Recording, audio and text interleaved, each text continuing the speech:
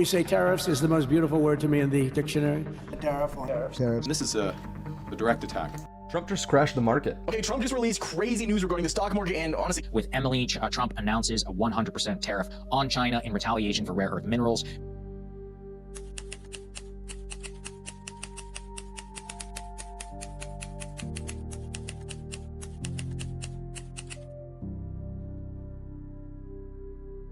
Once a major politician makes a careless statement about the economy, the markets go crazy.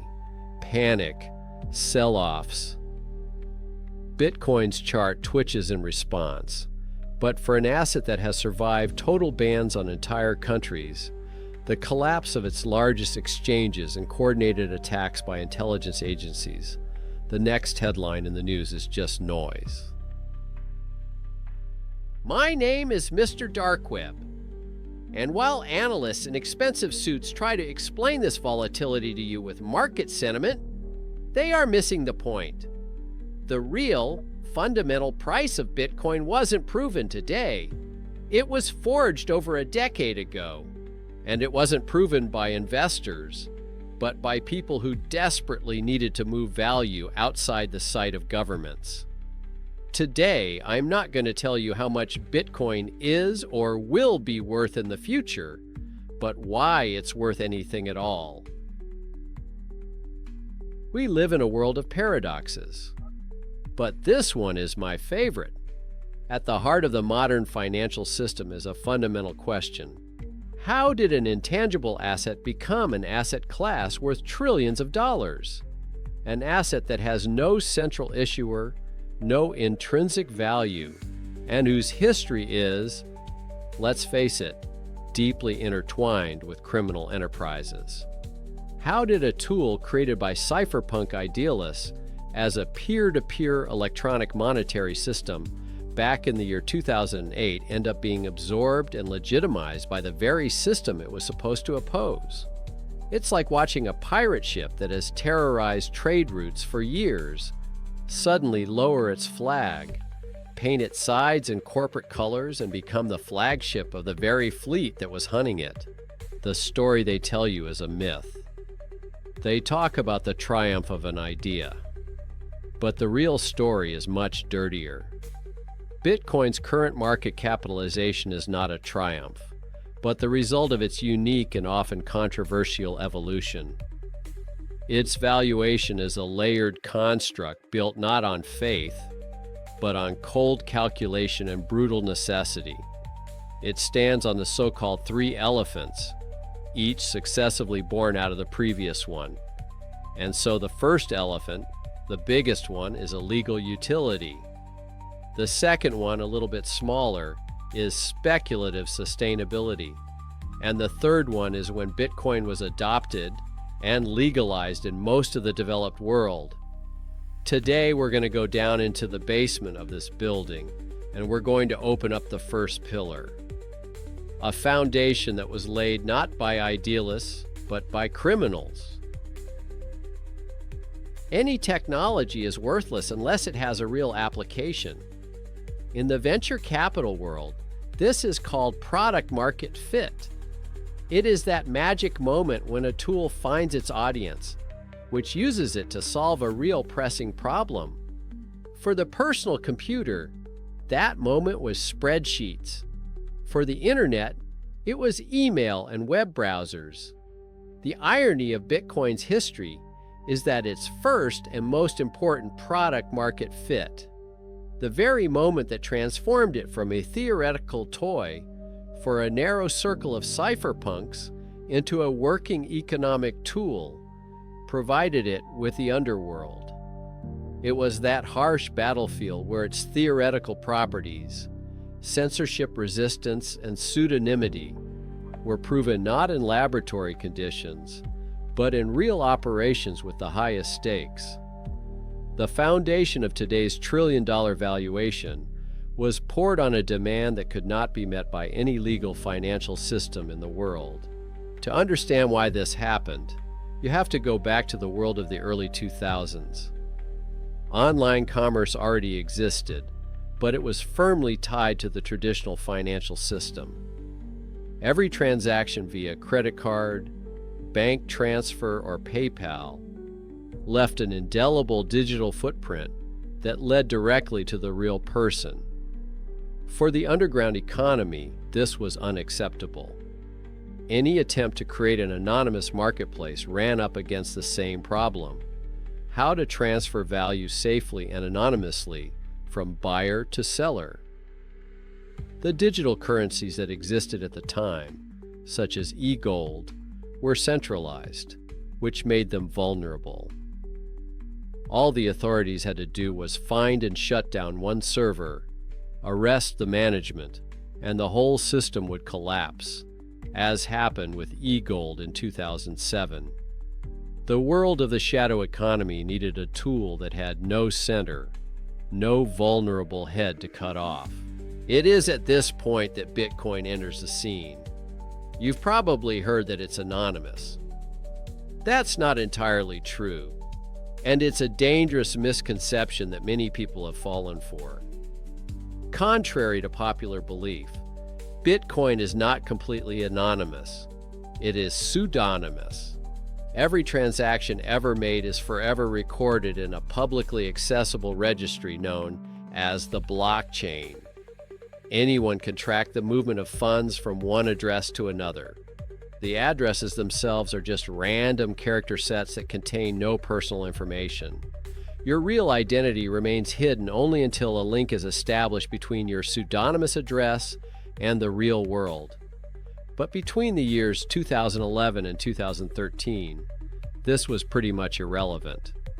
Sophisticated blockchain analysis tools were in their infancy, and the Know Your Customer and anti-money laundering rules for nascent cryptocurrency exchanges were either weak or non-existent. Compared to available alternatives, Bitcoin's pseudonymity represented a quantum leap in financial privacy. It was good enough, opaque enough to withstand the investigative capabilities of the time, and easy enough to use to become the standard. It was perfectly calibrated for its first market. Had it been completely anonymous from the start, it might have attracted even more intense and immediate attention from regulators and intelligence agencies. If it had been less confidential, it simply wouldn't have been able to gain traction in its first and most important usage scenario. Soon, the perfect application was found for this perfectly balanced tool that turned its theoretical value into practical value.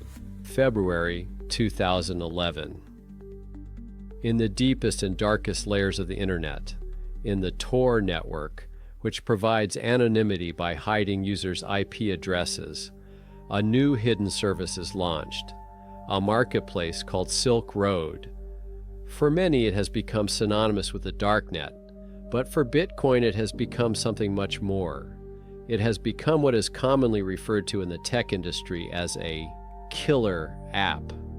It's an app that is so useful and revolutionary that it single-handedly justifies the existence of an entire technology. Silk Road, operating as a hidden service, exclusively used Bitcoin for all transactions. It was a perfect, powerful synergy of two technologies designed to protect identity. Tor hid your location. Bitcoin hid your money. The platform was more than just a place to spend Bitcoins.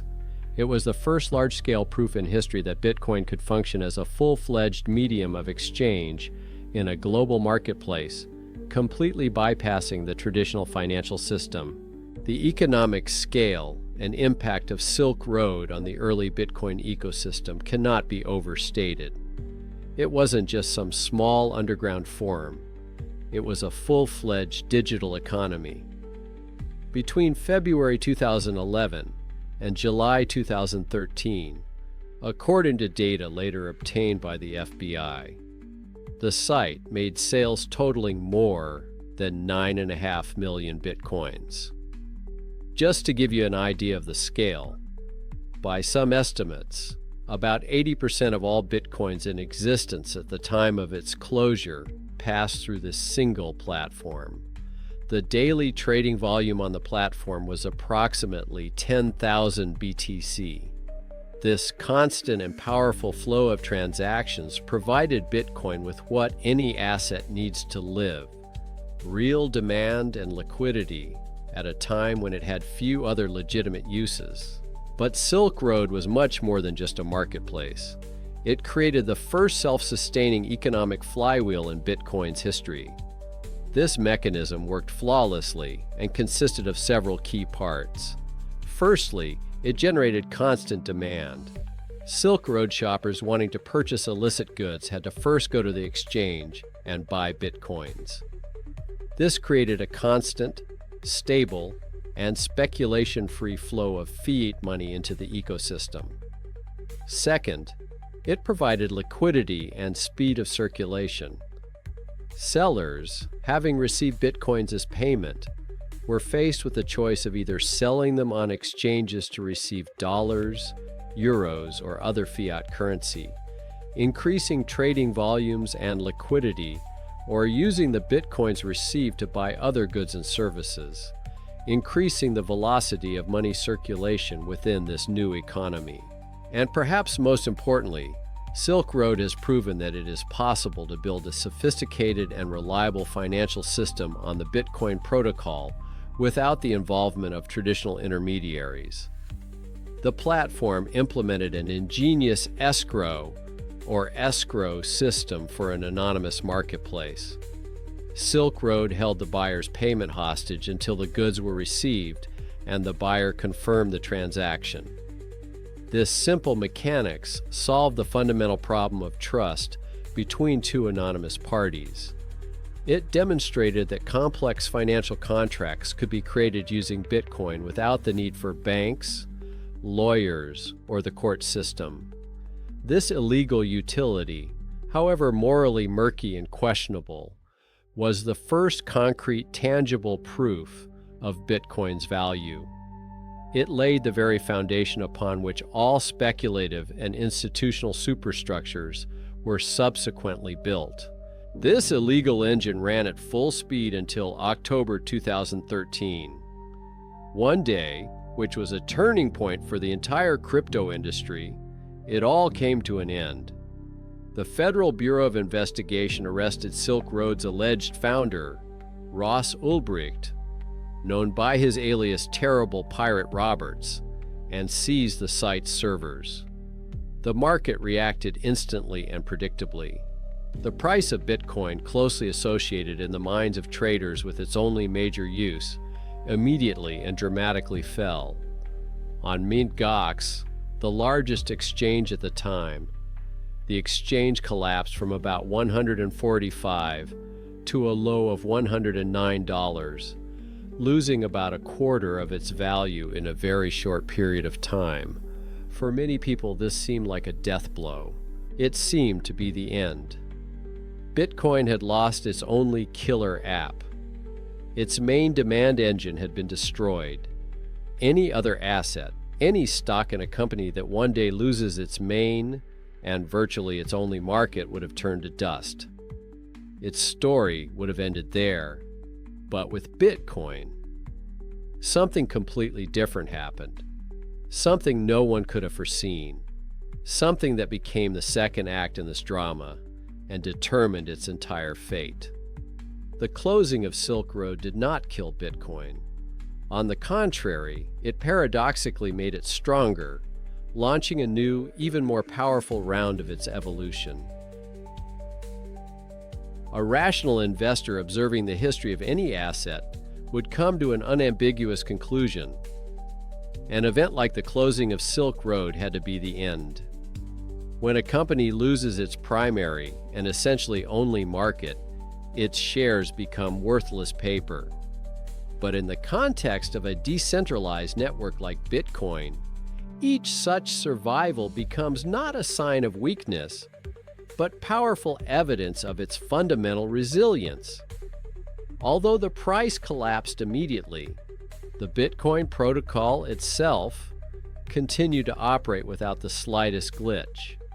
The network continued to produce blocks and process transactions around the world as if nothing had happened. This event, rather than killing Bitcoin, forcibly separated it from its original and most questionable use case. It forced the ecosystem to diversify. Some commentators at the time even argued that removing this tail risk associated with the constant threat of law enforcement action was ultimately bullish for the currency, as it cleaned up its reputation and opened the way for other uses. But the real test was yet to come. If the closure of Silk Road was a blow to reputation and demand, what happened next was a blow right to the heart of the young Bitcoin economy. We are talking about the collapse of the Mt. Gox exchange. To understand the scale of this disaster, you need to realize what this Tokyo-based exchange was at the beginning of the year 2014. It was not just one of many platforms. At its peak, Mt. Gox handled about 70% of all Bitcoin transactions in the world. It was the central bank, the main stock exchange, and the main clearinghouse of this new digital universe, all rolled into one. And in February of 2014, that center ceased to exist. The exchange suddenly stopped all operations, shut down its website, and soon filed for bankruptcy, announcing that 850,000 bitcoins had been stolen or simply lost from its accounts. At the time, this was a colossal sum, representing about 7% of all bitcoins in existence at the time. The consequences have been devastating. Thousands of investors around the world lost their life savings. The price of Bitcoin entered a prolonged peak, beginning a long and painful bear market that lasted over a year and caused the price to fall more than 80% from its previous highs. Confidence in the crypto ecosystem was shattered to the core. It seemed that this time the blow was truly fatal. It wasn't just the marketplace that disappeared, as in the case of Silk Road. The very infrastructure that held all trade together had disappeared. This was a financial earthquake that should have brought the whole edifice down. However, just like last time, Bitcoin's decentralized protocol itself remained perfectly safe and continued to function flawlessly. Miners continued to find blocks. Transactions continued to be confirmed. It was a painful but incredibly important lesson for the world. Centralized points of failure, such as exchanges, are vulnerable, but the Bitcoin network itself, due to its distributed nature, is not. This sequence of events, surviving after seemingly fatal blows, was repeated over and over again. Each time Bitcoin had to die, be it hacks of other major exchanges like Bitfinex, regulatory bans and total restrictions in China, or internal conflicts in the community known as block size wars, it not only recovered, but eventually reached new, even higher historical highs. This remarkable survival story is a direct consequence of its decentralized nature. It has no central office to shut down, no CEO to arrest, no server to shut down.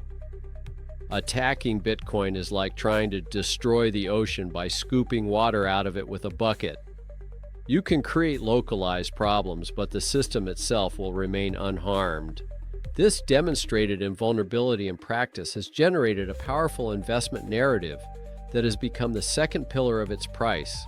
This narrative is based on a concept known as the Lindy effect. This idea, popularized by thinker Nassim Taleb, states that for certain things that have no natural shelf life, such as technology or ideas, each additional day of existence increases their estimated future lifespan. The longer something survives, the more likely it is to continue to survive well into the future. Each Bitcoin disaster that Bitcoin has experienced has not weakened, but multiplied this effect many times over. The closure of Silk Road proved that it is not dependent on one particular application. The collapse of Mt. Gox proved that it is not dependent on one particular exchange. The bans in China prove that it is not dependent on one particular state. Each of these events cut off another head of the Hydra, but the body lived on, proving its fundamental anti-fragility, the property of systems that grow stronger from chaos and upheaval. This created a self-sustaining feedback loop for a new class of investors, speculators. Unlike the early ideologues who believed in revolution and criminals who needed a tool, these people weren't betting on future acceptance or utility. They were betting on the network's proven ability to withstand blows. They saw a simple and repetitive pattern: an existential crisis, a sharp price crash, a period of calm, and then a slow recovery that would eventually lead to a new, much higher price peak. Bitcoin's turbulent history was not a drawback for them, but a major feature of its value proposition. Collapses cleared the market of excess leverage and panicked investors, while subsequent survival and recovery attracted an even larger and more confident wave of risk-ready capital in the next cycle. And while speculators were playing their volatility games, an even more serious stress test was unfolding in the shadows. After Silk Road closed, criminal actors did not abandon cryptocurrencies but adapted. A veritable arms race began between criminals seeking to cover their tracks and analysts developing increasingly sophisticated tools to track them. But the most significant shift has been the use of cryptocurrencies not just by individual criminals, but by entire state entities to circumvent international sanctions. The very resistance to censorship that initially attracted libertarians turned out to be an invaluable tool for states cut off from the global financial system. And North Korea has become a major player in this field. Lazarus Group, a hacker group with close ties to the DPRK government, has turned hacking cryptocurrency exchanges and DeFi protocols into part of its state economic strategy. The United Nations estimates that North Korea has generated billions of dollars by circumventing sanctions using cryptocurrencies obtained through cyber attacks. The stolen funds are laundered through elaborate schemes involving trail blending mixers, chain hopping, the rapid exchange of one cryptocurrency for another, and eventually withdrawal into fiat currency to fund the country's weapons programs. When an entire nation, completely isolated from the global financial system, successfully uses Bitcoin to generate billions of dollars, it becomes the ultimate and most powerful proof of its core value proposition. It's no longer just about buying illicit goods. It's about the ability to move value when the world's most powerful world powers are actively trying to prevent it. Thus, by the mid-20s, the second pillar in the Bitcoin price building was fully formed. Its criminal foundation had proven its practical utility, and its amazing ability to survive total chaos, from the collapse of major exchanges to government opposition, had created a powerful wall of speculative resilience. The asset has proven that it can exist. It proved that it was almost impossible to kill. It attracted capital willing to take extreme risk. But to grow from a niche speculative asset into a trillion-dollar global financial phenomenon, it needed more than that. It needed a new story, cleaner, more respectable, more understandable to the world of big money. It needed a rebranding, and that rebranding was the third and perhaps most cynical act in this story. By the mid-20s, Bitcoin had proven two things. First, because of its criminal foundation, it had proven that it could work as a tool for moving value outside of government control. Second, through its amazing ability to survive catastrophes, it had proven that it was virtually impossible to destroy. It built a solid foundation and erected strong walls on top of it. But it was not enough. Bitcoin's problem was its reputation. In the eyes of the general public and, more importantly, in the eyes of traditional investors and regulators, it was tarnished. Its name was inextricably linked to darknet markets, money laundering, hacking, and extreme volatility. It was a wild, untamed asset from the digital jungle. To raise real capital, money from pension funds, corporate treasuries, and investment banks, you had to wash away this filth. It needed to take this strange, frightening asset and package it in a familiar and attractive wrapper. It needed to be sold not as a revolutionary tool to undermine the system, but as a conservative tool to preserve capital within it. This ideological turn was an act of strategic marketing genius. The main narrative that began to take shape, and which eventually fueled institutional interest, was that Bitcoin was digital gold. It was a simple and incredibly powerful analogy. It allowed for a reimagining of the asset, pushing aside its controversial past and original purpose. This thesis allowed Wall Street and financial analysts to completely change the frame of perception. They stopped talking about Bitcoin as a peer-to-peer electronic money system for everyday payments. Instead, they started talking about it as a superior savings vehicle, as a defense against inflation and the depreciation of fiat currencies that central banks could print in unlimited quantities.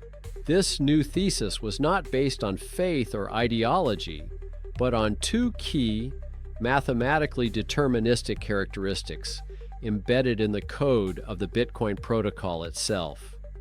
The first and foremost characteristic was absolute scarcity. Embedded in the Bitcoin code was a hard, unchanging, and publicly known limit on the total supply of 21 million coins. This limit could not be changed by any central authority or any group of developers or miners.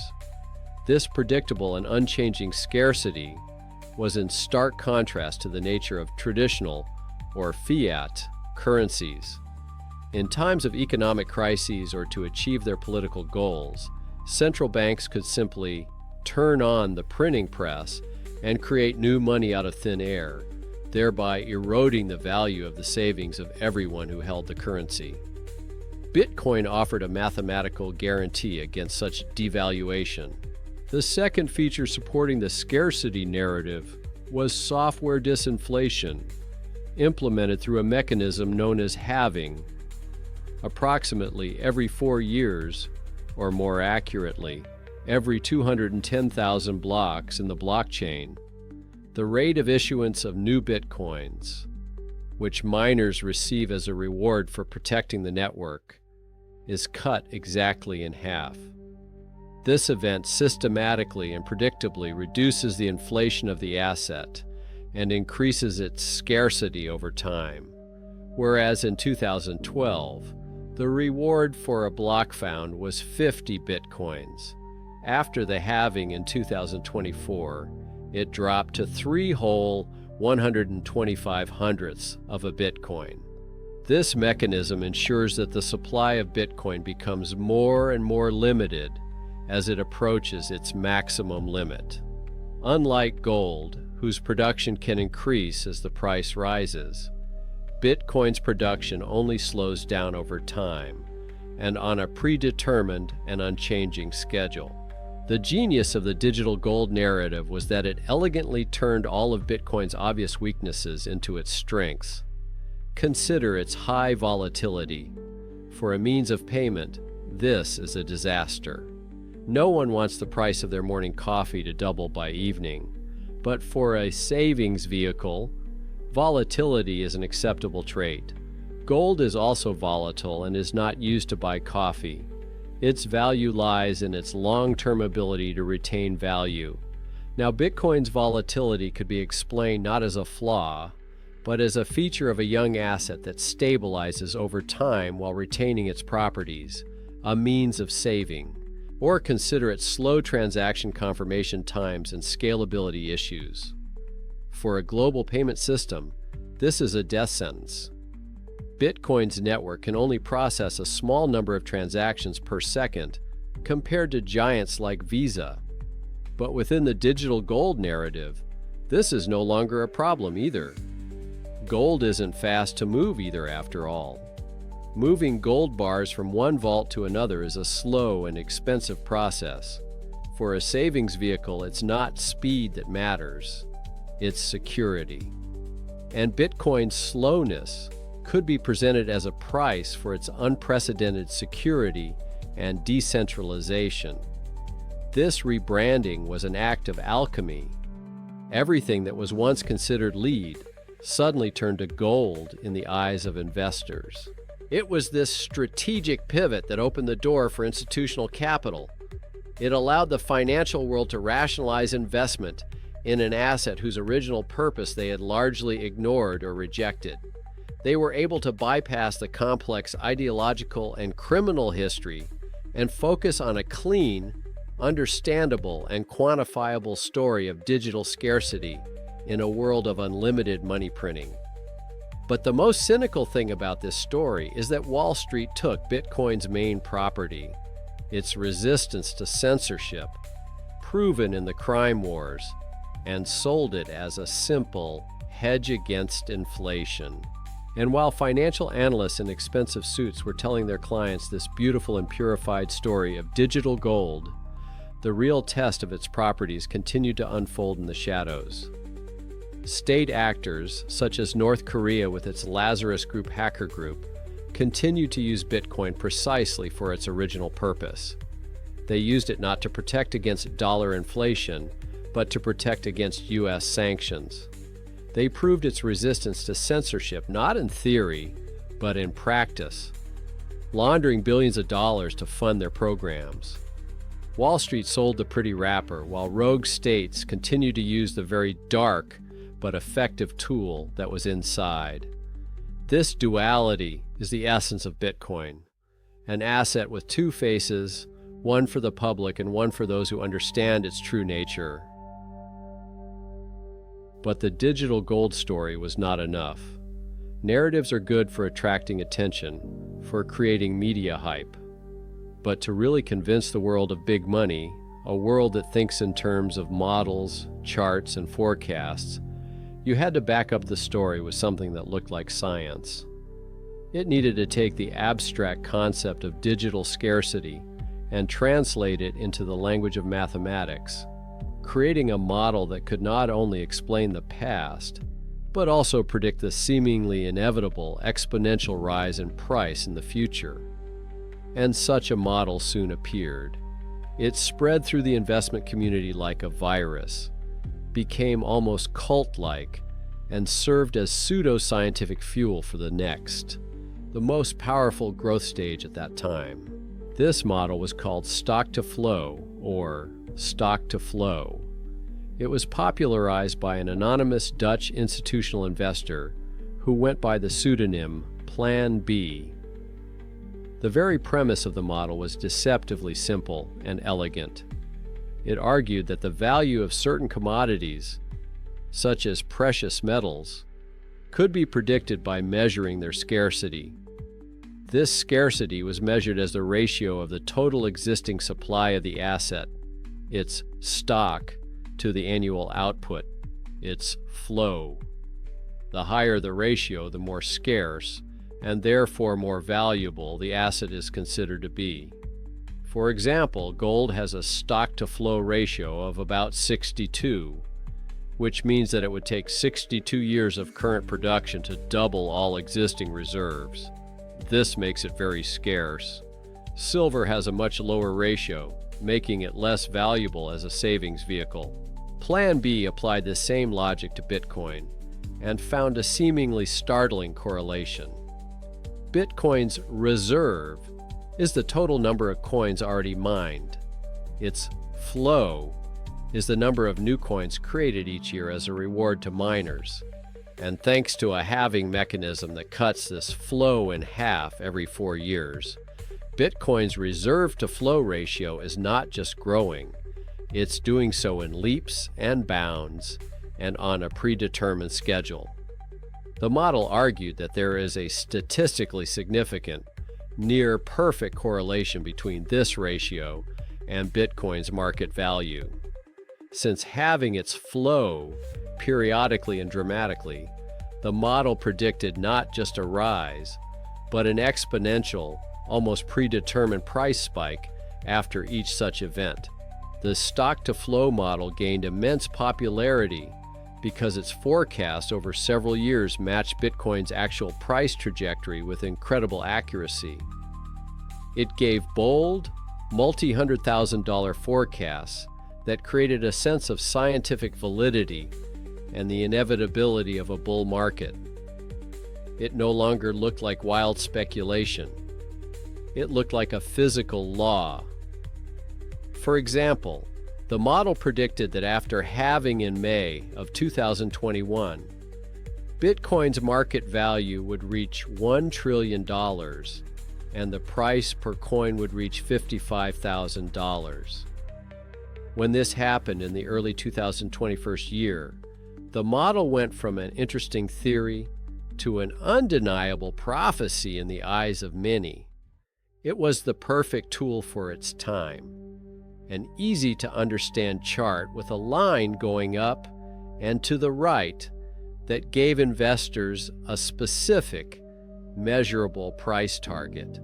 However, despite its initial resounding success, the stock-to-flow model was strongly and crushingly criticized by econometricians and serious analysts. They pointed out a number of fundamental and, in their view, fatal flaws. Chief among them was that the model completely ignored the demand side of the price equation. It assumed that scarcity, i.e. supply, was the sole driver of price. But the price of any asset in the real world is determined by the complex interplay of both demand and supply. The model could predict the price of a rare stone that only I have in my garden, but if no one wants that stone, its price will be zero, regardless of scarcity. The stock-to-flow model said nothing about why people should want to buy Bitcoin in the first place. Critics also argued that the model's apparent accuracy was nothing more than a statistical artifact, a false correlation. Both variables in the model, Bitcoin's price and its stock-to-flow ratio, were simply increasing over time. A regression of any two variables that are simply moving in the same general direction can show a high degree of correlation, even if there is absolutely no causal relationship between them. It's like noticing that the amount of ice cream sold in a city correlates with the number of drownings, and concluding that ice cream causes drownings while ignoring a third real factor, hot weather. In Bitcoin's case, both variables were programmed to rise, and their coincidence on a graph proved nothing. In recent years, when the price began to deviate significantly from the model's predictions, its failure became obvious even to many of its former supporters. But the academic validity, or otherwise, of the stock-to-flow model was ultimately secondary to its social and psychological impact. For a market that is highly dependent on narratives, beliefs, and sentiment, the model was not an analytical tool, but a highly effective marketing weapon. It provided a powerful, seemingly scientific justification for the multi-trillion-dollar valuation of an asset. It turned a vague belief in digital scarcity into a measurable, concrete, and incredibly optimistic price target. She probably influenced the investment decisions of thousands of people, and for a time may have acted as a self-fulfilling prophecy as capital flowed into the market based in part on her bold predictions. Thus, the main value of the stock-to-flow model was not its ability to accurately predict the future, but rather that it was a brilliant narrative device. It translated the abstract concept of digital scarcity into language that investors could understand and packaged it into a compelling and easy-to-understand graph. It shaped the psychology and behavior of market participants regardless of its actual statistical rigor. It was the very pseudo-scientific catalyst that was needed to prepare the ground for the next final stage.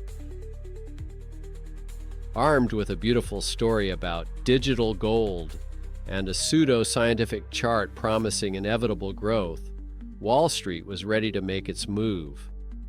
The model and the narrative seemed to be in place. You could start investing, but it still wasn't enough to move trillions of dollars of institutional capital. The world of big money is conservative and timid. It needed a case study, a patient zero, the first large publicly traded company that would take a risk, bet on this strange asset, and show everyone else how it could be done. What was needed was a precedent, a corporate scenario that could be studied, copied, and presented to the board of directors for approval. And in August of 2020, such a precedent appeared.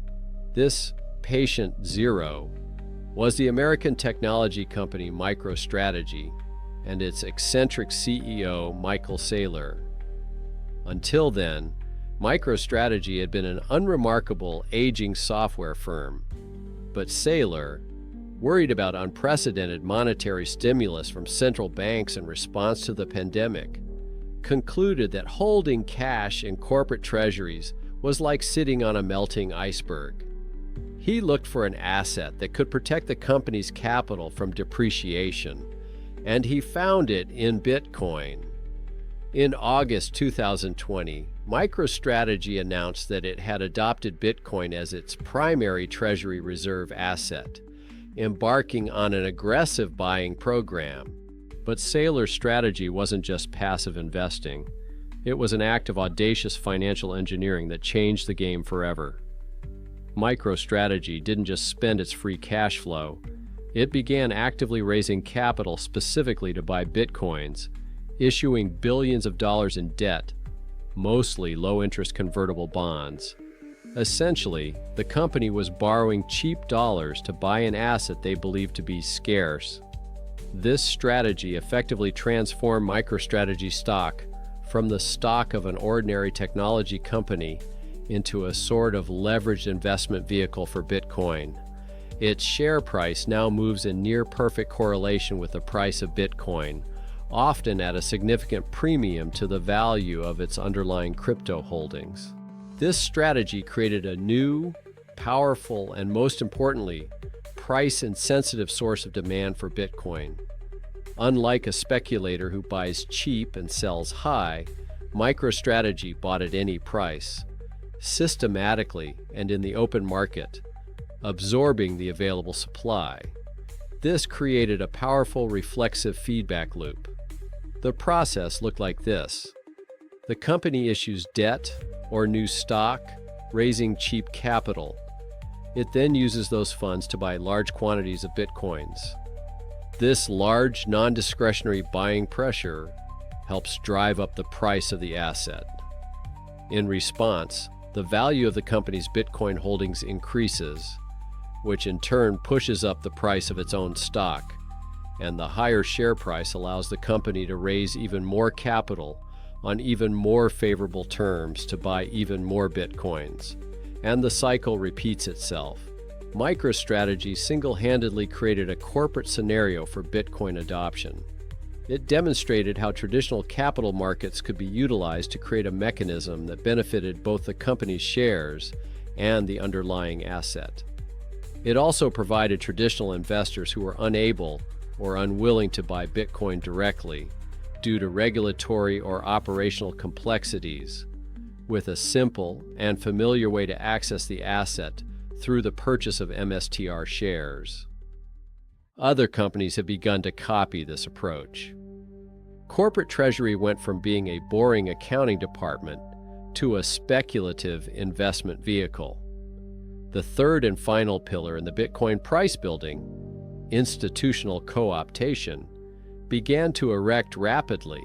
And while Michael Saylor was speaking at financial conferences, preaching the gospel of Bitcoin as a bailout from inflation, another organization was still operating in the shadows, using the same asset, but with a completely different agenda. North Korea's Lazarus Group, observing this new influx of liquidity and rising prices, saw it not as an opportunity to hedge risk, but as the perfect environment for their operations. The more legitimate capital that entered the system, the easier it was to hide their own stolen funds in this flow. The irony was striking. The same technology that one public company used to protect shareholder value was used by an entire rogue state to finance its nuclear program.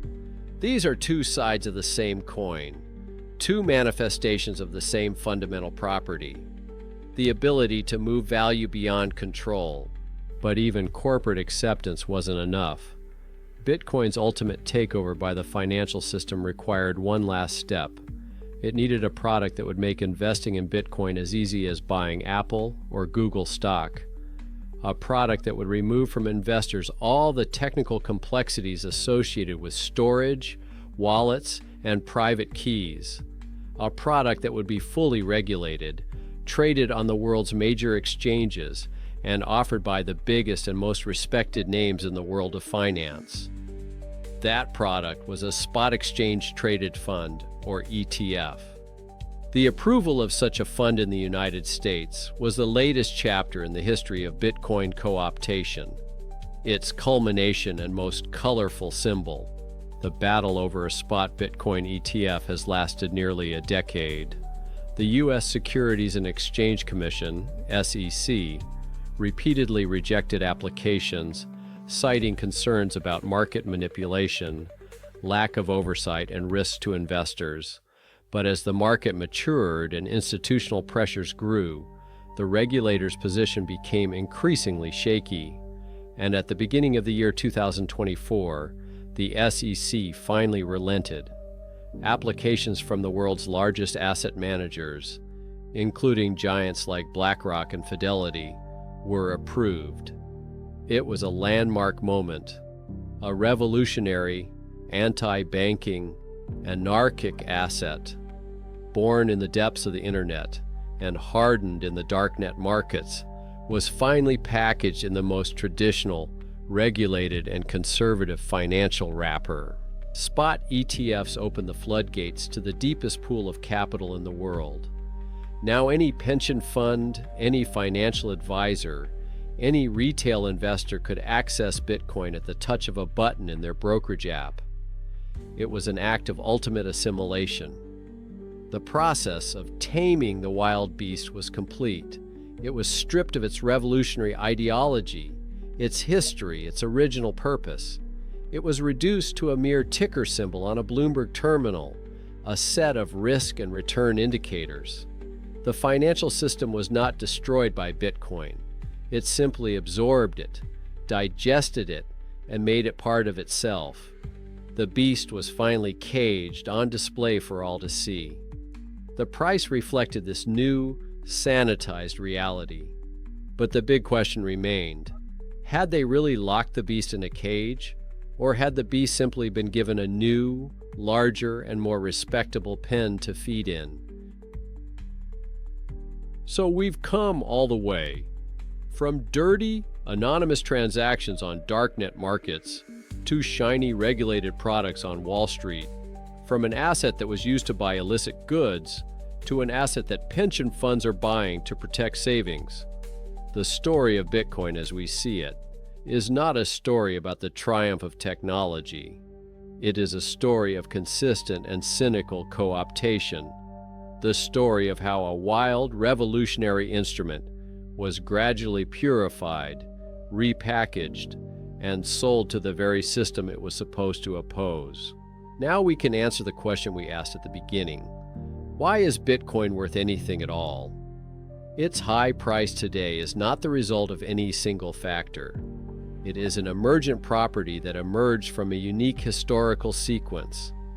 Its value is the product of an unlikely trinity of forces, where each laid the groundwork for the next, like floors in a building built on a questionable foundation. And it is in this sequence that the key to understanding its true nature lies. The first was the criminal foundation. Illegal utility provided Bitcoin with something it didn't have, tangible proof of concept. In the crucible of darknet markets, It proved its resistance to censorship and its ability to function as a medium of exchange outside of government control. It created the first, albeit grim, real economic value. Without that foundation, without that first messy killer app, Bitcoin would likely have remained little more than a curious experiment for a handful of cypherpunks. Speculative walls were built on this foundation. By surviving the collapse of its largest markets and exchanges, Bitcoin demonstrated the incredible anti-fragility inherent in its decentralized architecture. This survival story attracted risk-ready capital, which was no longer betting so much on utility as on the asset's very ability to survive death blows. Speculators built around it a powerful narrative of invulnerability that drove the price to new heights after each crisis. But speculators needed an asset that had already proven its viability. Without a criminal foundation, they had nothing to bet on. Finally, an institutional roof was erected on these walls. Wall Street came in last.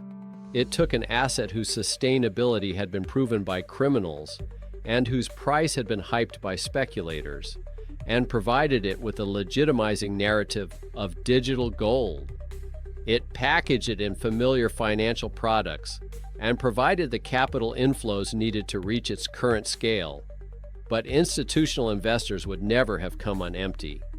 They needed a liquid, time-tested asset with an established narrative. Without speculative walls, they would have nothing to co-opt.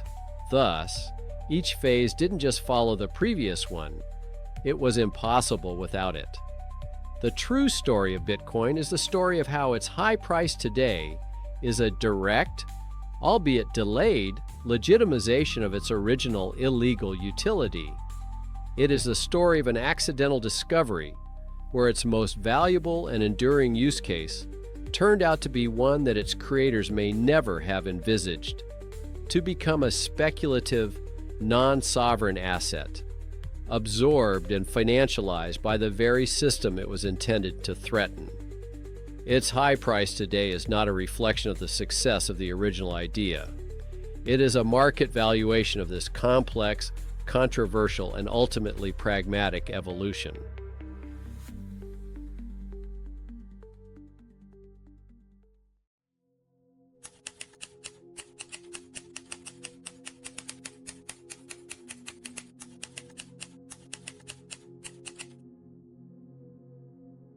Code is law. Ethereum was built on this principle, but on the 22nd of June 2016, this law turned against the creators. 258 coins every 12 seconds, over and over again. Right in front of the creators, a hacker was emptying the largest investment fund in history. There was no stopping him. He wasn't hacking the system. He was just following its rules perfectly. By the end of the day, this flawless code had stolen $55 million, and the creator was faced with an impossible choice: save the money at the cost of killing his own idea, or watch everything burn down before his eyes.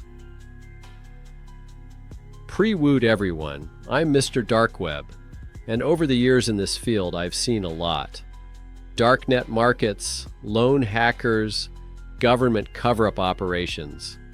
But the story I'm going to tell you about today stands apart, because it's the story of how good intentions spawn the most effective infrastructure for fraud in human history. But before we begin, friends, I have your attention for a second.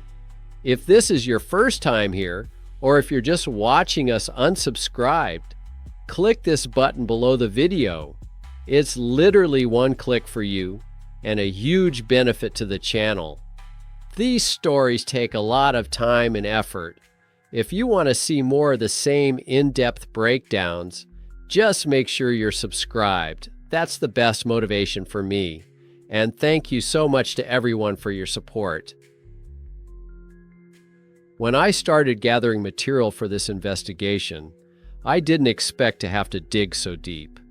It would seem that everything is on the surface. A young genius creates a revolutionary technology, a major hack occurs, and the community splits. Standard crypto drama. But the more I delved into the story of Ethereum, the more I realized it's not just the story of one platform. It's the story of how a technology created for decentralization and freedom became the greatest tool for centralized deception. I have spent the last 4 months studying documents, white papers, archived forums, records of debates in the developer community. I've been pulling up archives of Darknet markets, where smart contracts were first used for escrow services. Read court filings on the largest ICO scams. I analyzed blockchain data on DeFi protocol hacks. And you know what the scariest part is? It was all perfectly legal, at least from a technical standpoint. Ethereum emerged at a time when Bitcoin had already proven that decentralized money was possible. Silk Road was closed, but its legacy lived on. The crypto community was looking for the next step, and that step was an idea that seemed like a logical extension. If we can create decentralized money, why not create decentralized applications? Why not build a whole decentralized world? Sounds noble, doesn't it? A world without middlemen, without banks, without government control. A world where code decides everything and maths guarantees honesty. But what no one has taken into account is that if code solves everything, then the one who can write code better than anyone else becomes the new god of this world. And not all gods are good. This story begins in the year 2011 with a 19-year-old guy from Toronto who was obsessed with the idea of improving Bitcoin. It goes through the biggest crowdfunding in history, which ended in disaster. Through the mania of 2017, when people lost billions on projects that disappeared a week after launch. Through hacks worth hundreds of millions of dollars that weren't technically hacks. And ending in 2022 with a radical transformation that may have been an attempt at redemption. But before we get into the details, we need to understand the context. Ethereum didn't appear in a vacuum. It appeared in a world where Bitcoin had already proven that pseudo-anonymous transactions could work. In a world where darknet markets have already shown that there is a huge demand for financial instruments outside of government control. In a world where the first ICOs have already started raising money using primitive tokens on the Bitcoin blockchain. It was in this context that a young Vitalik Buterin, frustrated with the limitations of Bitcoin, decided to create something more. Not just digital money, not just a way to bypass banks. He wanted to create a platform for any decentralized application, a world computer that no one controls, that can't be switched off, on which you can run anything. And he did. The problem is that anything includes not only useful applications, but also some of the most sophisticated fraud schemes the financial world has ever seen. According to various blockchain analytics studies, more than 500,000 different projects and tokens were launched on the Ethereum platform between 2015 and 2023 years ago. Of these, more than 80% either turned out to be outright fraudulent schemes or simply disappeared within the first year, taking investors' money.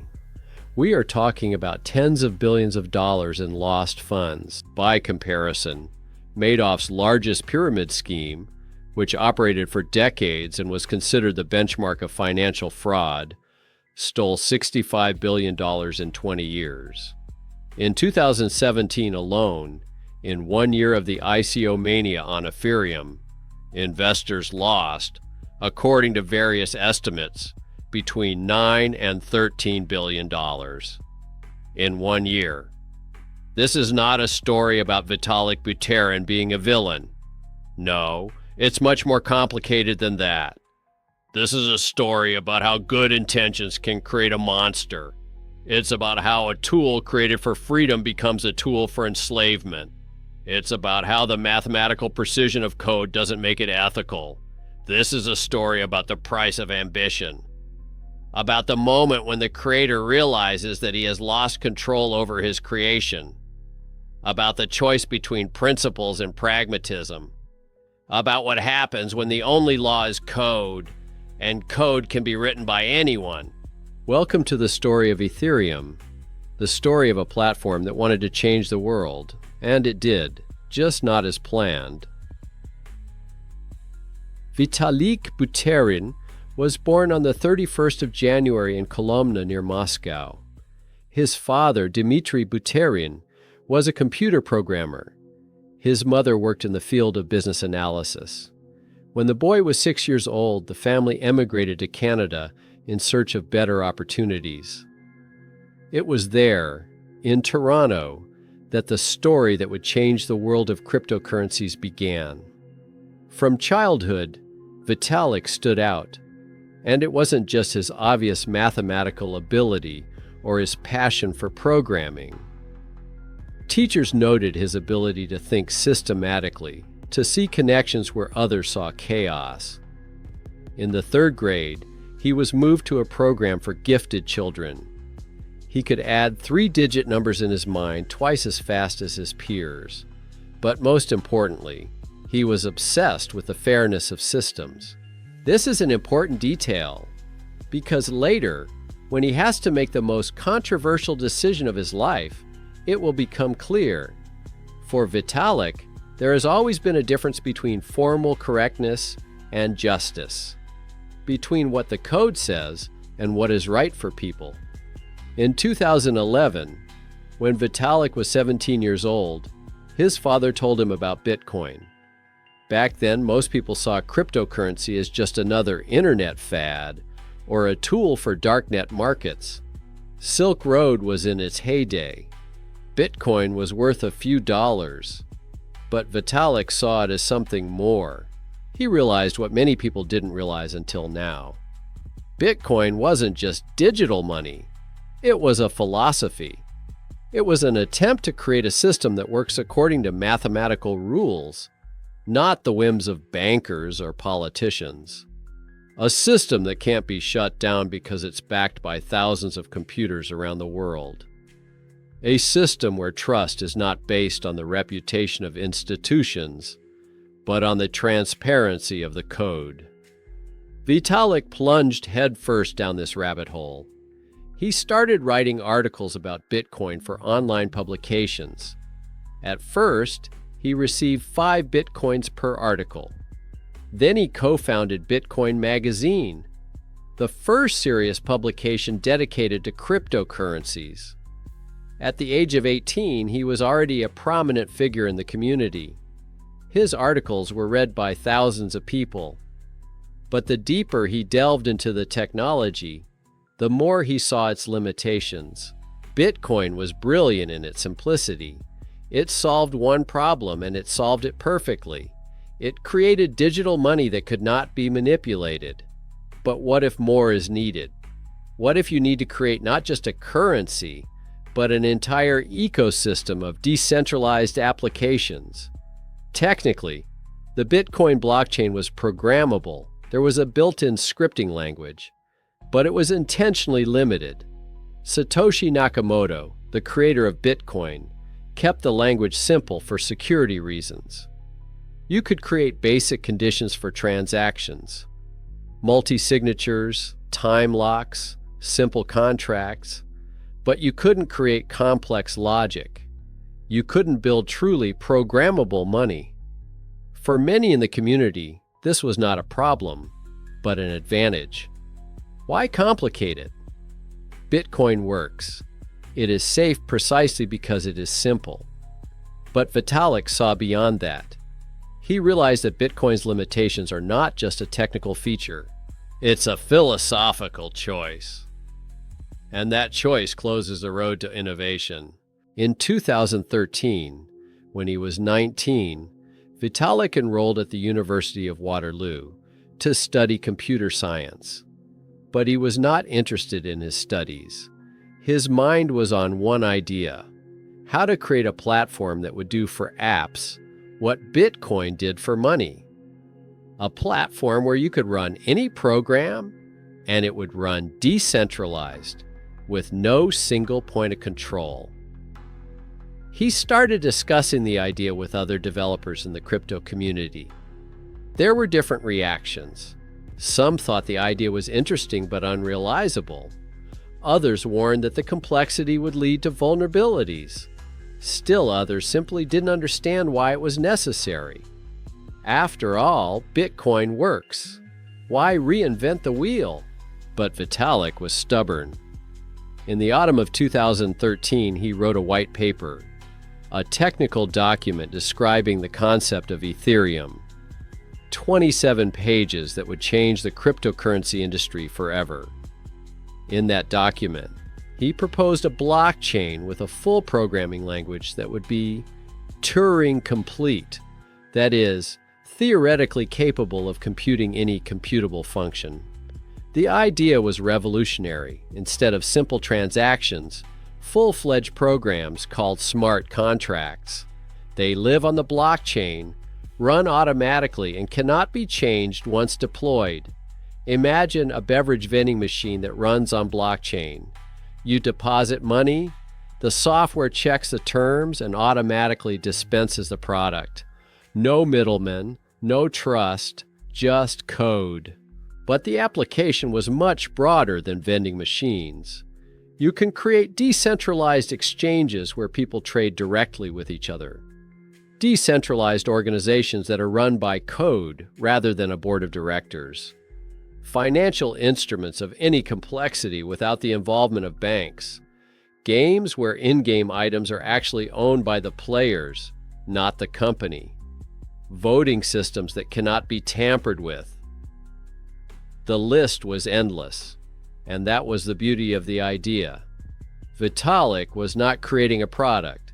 He was creating a platform for any product, not an application, but an operating system for the new decentralized internet. In December 2013, he dropped out of university. He received the Thiel Scholarship, a $100,000 grant for young entrepreneurs who were willing to forgo traditional education for the sake of their projects. He traveled the world, meeting developers, cryptographers, and like-minded people. He visited Amsterdam, where he met with developers working on alternative cryptocurrencies. He traveled to Israel, the hub of cryptocurrency research. He traveled around the States, presenting his idea at conferences, and everywhere he found people who were inspired by his concept. By the beginning of the year 2014, a team had formed around Vitalik, 8 co-founders, each bringing their own expertise. Anthony Di Iorio provided the initial funding. Charles Hoskinson and Jeremy Wood handled the business side of the project. Mihai Aliti, a Romanian programmer, took on the development. Gavin Wood, a British programmer with a PhD, wrote the technical specification and created the first functional implementation of Ethereum. It was Gavin Wood who wrote Yellow Paper, the technical specification that turned Vitalik's idea into a real protocol. He also created the Solidity programming language in which smart contracts would be written. He also developed the concept of gas, an internal currency to pay for computing, which was supposed to prevent endless cycles and spam on the network. The team worked obsessively. They believed they were creating the future, but they needed money, a lot of money. Developing such a complex system required time and resources, and here they made a decision that would become a standard for the entire industry: to conduct public crowdfunding through the sale of tokens. In the summer of 2014, Ethereum launched ICO, Initial Coin Offering. The concept was simple. People send bitcoins and in return receive ethers at a fixed rate. These ethers will be the fuel for the future network. They will be used to pay for smart contracts. The more ethers you have, the more transactions you can perform on the network. Crowdfunding lasted for 42 days, from the end of July to the beginning of September in the year 2014. During this time, more than 31,000 bitcoins were collected. At that time, this amounted to about $18 million, the largest crowdfunding in the history of cryptocurrencies at that time. But along with the money came expectations. Thousands of people around the world invested their life savings in the project of a 19-year-old guy who promised to change the world. They believed in the concept. They believed in the team. They believed that Ethereum would be the next big thing after Bitcoin, and none of them realized what the consequences of this technology would be. No one realized that creating a platform on which anything could be run meant that anything could be run on it, including the most sophisticated fraud schemes. Vitalik Buterin wanted to create a tool for freedom. He created a tool for chaos, and the worst thing is that he realized this too late. But for now, in the summer of 2014, in an office in Zug, Switzerland, the Ethereum team celebrated success. The money had been raised. The technology is being developed. The future seemed bright. What they didn't know was that in 2 years, it would all collapse in one day, and Vitalik would have to choose between his principles and the survival of the project. After a successful crowdfunding campaign, the Ethereum team faced the reality that turning an ambitious idea into a working system was much harder than writing a white paper. The next 12 months were a period of intense development, internal conflicts and technical challenges that nearly buried the project before launch. By the end of the year 2014, there was friction within the team. The main problem was the vision of the project. Part of the team, including Charles Hoskinson, wanted to create a commercial structure with a clear hierarchy and investments from venture funds. Vitalik insisted on a non-commercial model where the project remains as decentralized as possible and independent of corporate interests. By January 2015, the conflict had reached a critical point. Hoskinson left the project. Later, he would create his own Cardano platform, which would become one of the competitors of Ethereum. But at that moment, his departure was a painful split in the team, which was supposed to work as a single organism. Nevertheless, development continued. Gavin Wood was improving the protocol. Jeffrey Wilk worked on the Go client. The team was testing the network, looking for bugs, rewriting the code. They realized that a mistake at this stage could cost investors millions of dollars and destroy the credibility of the project forever. The first test network, called Olympic, was launched in May of 2015. It was an opportunity for developers around the world to test the platform, find vulnerabilities, and try to create their first smart contracts. And bugs were found all the time, some critical, some less dangerous. But every bug found at this stage was a small victory, because it's better to find it now than after the launch of the main network. On the 30th of July in the year 2015, exactly 1 year after the start of crowdfunding, Ethereum officially launched its main network. Block number 0, Genesis block, the beginning of a new era. That day, no one organized loud celebrations. The team realized that the real work was just beginning. Launching a network is not the finish line, it is the start. Now we had to prove that the concept worked not only in theory, but also in practice. The first few months were quiet, too quiet. The price of Ether fluctuated around $1 to $3. Developers experimented with smart contracts, but there was no mass interest. Skeptics said the project was too complex for widespread use, that the idea of a programmable blockchain is an interesting theory, but there is no practical application for it. They were wrong. It just took time. The first real project started to appear by the end of the year 2015. Augur, a decentralized platform for predictions and bets. Digix, tokens backed by physical gold. Maker, a system of stable coins. All of them were built on Ethereum and demonstrated various applications of smart contracts. But the real breakthrough happened when several developers realized, if you can program money, you can program anything, including organizations. The concept of a decentralized autonomous organization has existed in theory for a long time. Imagine a company with no CEO, no board of directors, no headquarters, a company that is completely run by code. Shareholders vote on proposals, smart contracts automatically execute decisions. Money is distributed according to predefined rules. No corruption, no human error, no emotional decisions, just maths and consensus. In November 2015, Christoph Jentsch, a German entrepreneur who had previously founded several startups, met a team of developers from Darknet. They were working on blockchain-based IoT solutions. The idea of smart locks that could be rented via smart contracts, but their ambitions were broader than that. Jentsch and the Darknet team started discussing the idea of creating a decentralized venture capital fund, a fund that would be owned by thousands of people at a time and invest in projects based on the votes of the participants.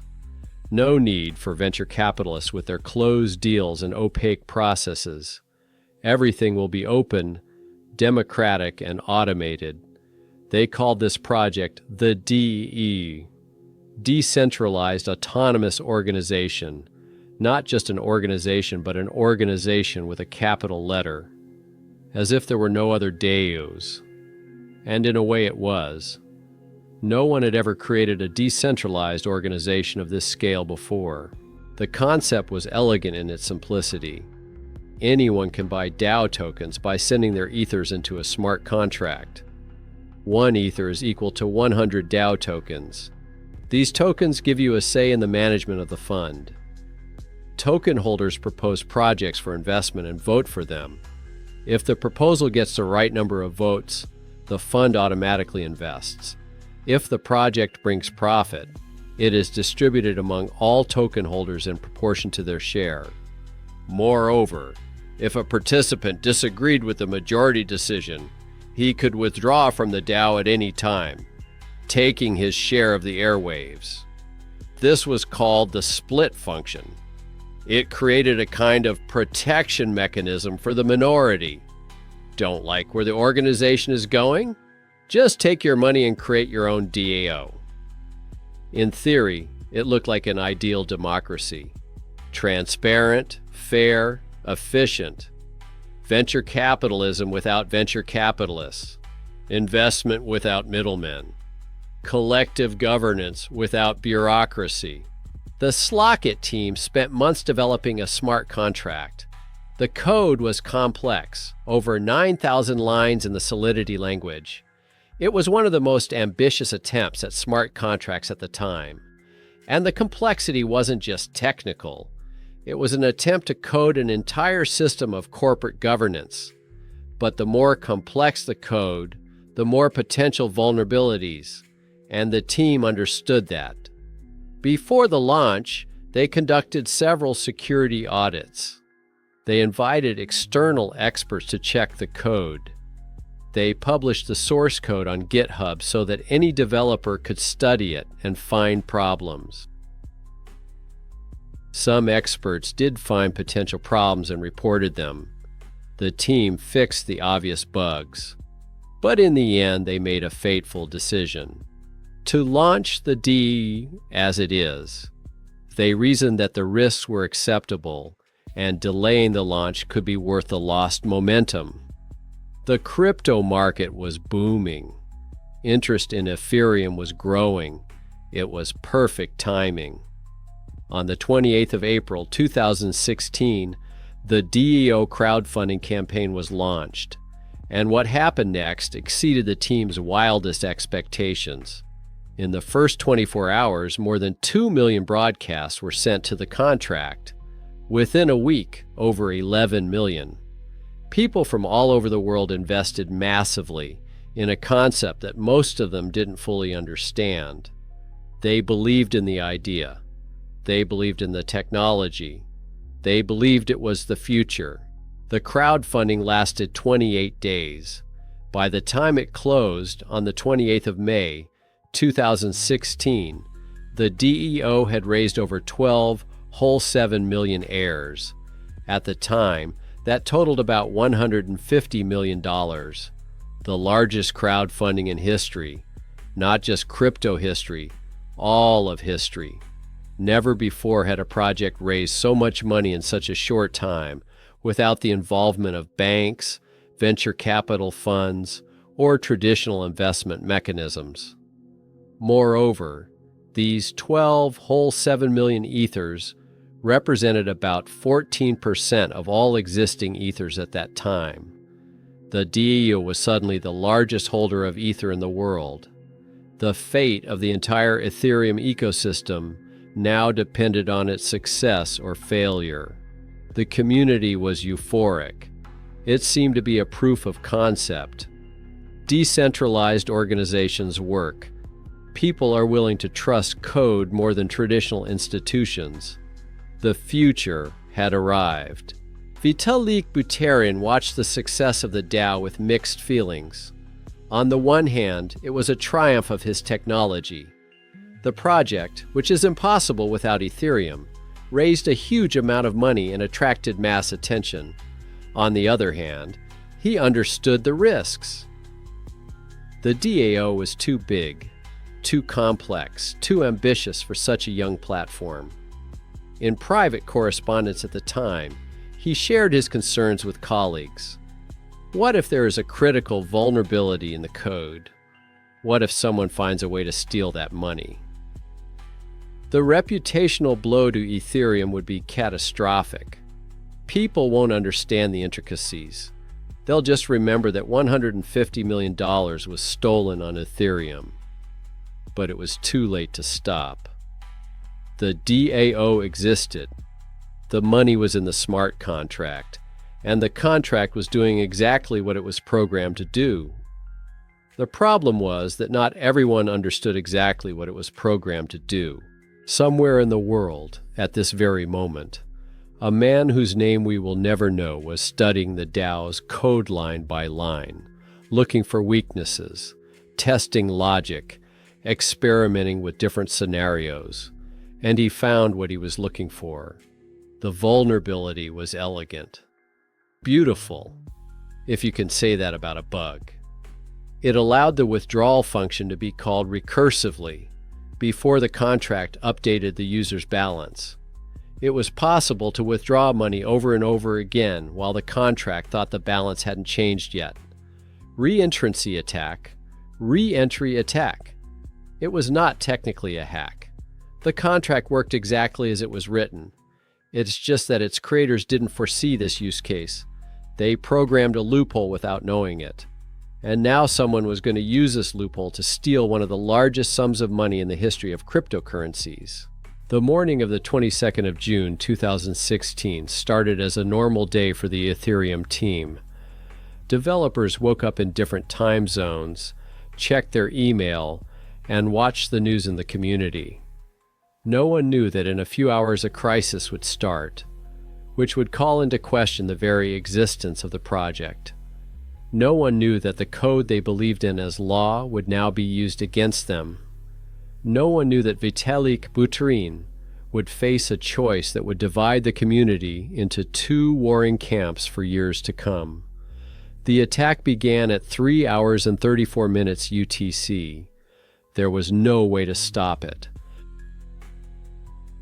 The first to notice the problem was a developer named Griff Green at about 7 a.m. European time. He was monitoring the activity of the DAO and saw an abnormal sequence of transactions. He opened up a blockchain explorer. What he saw made his heart beat faster. thousands of transactions, all from the same address, all withdrawing Ether from the DEO, and the attacker's balance is growing by the second. Green immediately wrote to the private chat room of the Slockit team and key Ethereum developers. In a word, the message could be described as, "Panic. The DAO is under attack. Someone is exploiting a vulnerability in the code. We need to act immediately. But what exactly could be done?" That was the irony of the situation. The DAO was designed to be unstoppable. The code is the law. No one can interfere with its operation. Not the development team, not Vitalik Buterin himself. It was a feature, not a bug. People invested precisely because they were promised complete independence from human intervention, and now that independence was turning against them. By 9 in the morning, information began to spread in the community, first in the developer community, then in public chats. By lunchtime, the entire crypto world knew about the attack. The price of Ether began to plummet. Panic was growing by the minute. The technical side of the attack was elegant in its simplicity. The attacker created his own smart contract that interacted with the DEU. When the DEU sent Ethers to the attacker's address, its contract automatically called the output function again. Before the DEU updated the balance record, the result was a recursive loop. Withdraw funds, call the withdraw function again during the withdrawal process, and so on until the gas limit was exhausted or the contract was empty. This is called a reentrancy attack. The vulnerability was known theoretically, but the DAO team either didn't know about it or thought they had properly defended against it. They were wrong. By the end of the day, the attacker had withdrawn 3 whole 6 million Ether, almost 30% of the DAO's total funds. At that point, that amounted to about $55 million. But there was hope. Because of the nature of the DAO's code, the stolen funds were locked in what was called Child DAO, a subsidiary organization from which the Ethers could not be withdrawn for 28 days. The community had almost a month to come up with a solution. Vitalik Buterin was in Shanghai that day for a conference. When the information about the attack reached him, he realized it was an existential crisis, not just for the DAO, but for all of Ethereum. If nothing is done, the hacker will take $55 million. Investors will lose money. Trust in the platform will be undermined forever. Major media outlets will write about Ethereum as an insecure technology on which no serious projects can be built. But what could have been done? Technically, the attacker did not break the rules. He used the code exactly as the code allowed him to use it. The smart contract was working correctly. The problem was that the correct operation of the code did not coincide with the expectations of its creators. A heated debate started in the community. In forums, chat rooms, and social networks, cryptocurrency developers, investors, and ideologists argued about what to do next. One part of the community argued, nothing needs to be done. Code is law. That's the principle on which blockchain is built. If we start rolling back transactions we don't like, we betray the very idea of decentralization. It doesn't matter that someone found a loophole. That's the nature of code. We need to accept the loss, fix the vulnerability, and move on.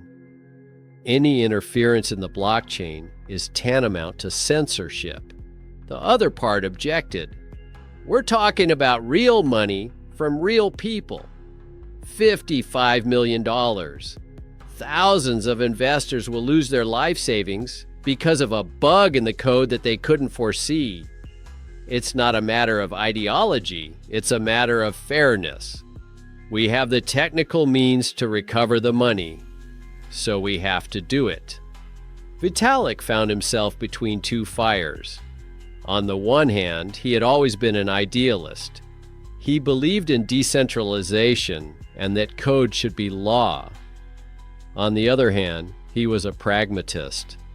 He realized that if he did not intervene, Ethereum might not survive this blow. Technically, there were several solutions. It was possible to make a soft fork that would block any transactions from the attacker's address. This would have prevented the withdrawal of stolen funds. But this was protocol-level censorship, a dangerous precedent. You could do a hard fork that would roll the blockchain back to before the attack. Technically, this would create an alternate version of history where the attack never happened. All transactions after a certain block would have been canceled, and the funds would have returned to the DAO. But this was an even more radical intervention. It meant literally rewriting the history of the blockchain. The third option is to do nothing. Let the attacker take the money, accept the lesson, and move on. On the 1st of July, the developers released a soft fork that was supposed to freeze the attacker's funds. But a few days later, a new problem was discovered. There was a vulnerability in the code of the soft fork that allowed a DOS attack on the entire Ethereum network. The soft fork had to be rolled back. The only choice left was between hard fork or no action. On the 17th of July, the community held a vote. It was not an official vote in the traditional sense. It was simply a way for the holders of the airwaves to express their opinion by signing the message with their private key. About 87% of those who voted supported hard fork. But there were nuances. Less than 6% of all airwaves holders had voted. Did that mean that the other 94% agreed with the silence? Or were they simply unaware of the vote? Or did they think their vote wouldn't make a difference? Moreover, most of the DAO tokens were owned by a small number of large holders. Were they objective in voting, given that hard fork was saving their own money? But time was running out. The end of the 28-day period was days away. A decision had to be made. Vitalik made a choice. On the 20th of July, 2016, exactly in block number 1,920,000, the Ethereum network split. Most miners and nodes updated their software and migrated to a new version of the blockchain in which there was no attack on the DAO. Funds were returned to investors through a special refund contract. History was rewritten. $55 million were saved. But a small but ideologically unshakable part of the community refused to update. They continued to mine the old version of the blockchain in which the attack took place and the attacker owns the stolen funds. They argued that it was this version that was the real Ethereum, because it honors the basic principle that code is law. It doesn't matter what kind of code it is, good or bad. This blockchain was named Ethereum Classic, ETC, Ethereum Classic. The main chain retained the name Ethereum, ETH. For the first time in the history of cryptocurrencies, a major blockchain has split not over technical disagreements, but over philosophical ones. Same code, same technology, but two irreconcilable visions of the future. Proponents of Ethereum Classic argued that hard fork was a betrayal of the fundamental principles of the blockchain. If you can roll back one attack, what's to stop you from rolling back any other transaction that a government or corporation doesn't like? Where is the boundary? Who decides which transactions are legitimate and which are not? Wasn't the blockchain created precisely to make such decisions impossible? Ethereum supporters responded that pragmatism is more important than dogmatism. Technology exists for people, not people for technology.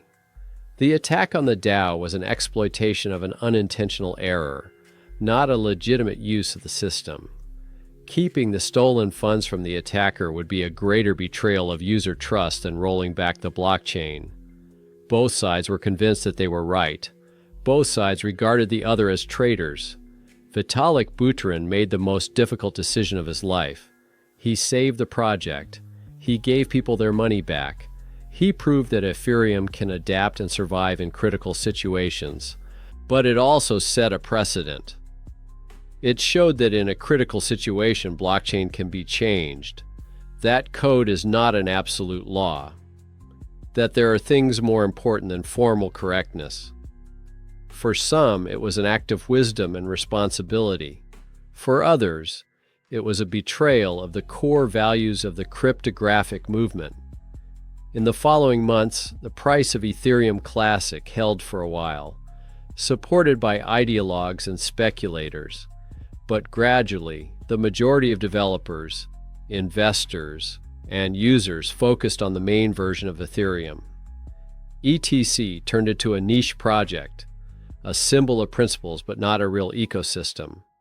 Ethereum survived, but the scars remain. The community was split, trust was undermined, and the most important question remained unanswered. If the code can be changed once, what prevents it from being changed again? The attack on the DAO taught the crypto world an important lesson. Smart contracts are not magic. They're just ordinary programs written by humans, and humans make mistakes. And when those mistakes involve money, the consequences can be catastrophic. But that was only the first lesson, because the DAO was only the first major disaster on Ethereum. There were bigger hacks, smarter schemes, and bigger scams to come. And the scary thing is, most of them were perfectly legal. Because if the code is the law, then fraud, coded correctly, becomes a legitimate business. Vitalik Buterin wanted to create a platform for decentralized applications. He created a platform for decentralized fraud. And the worst was yet to come. After the split, the crypto community believed that the lesson had been learned, that it wouldn't happen again. They were catastrophically wrong. The year 2017 was a period of ICO mania, initial coin offering, create a token on Ethereum, write a white paper with promises, raise money. The barrier to entry was laughable, a ready-made ERC-20 template, an hour of work, and the token was ready. By the end of the year, more than $6.5 billion had been raised through ICOs, but 80% of the projects were either scams or failed in the first year. One of the most high-profile cases is the Vietnamese projects Pincoin and iFan. Together, they raised about $660 million from 32,000 investors, a classic pyramid scheme. The early ones profited at the expense of the new ones.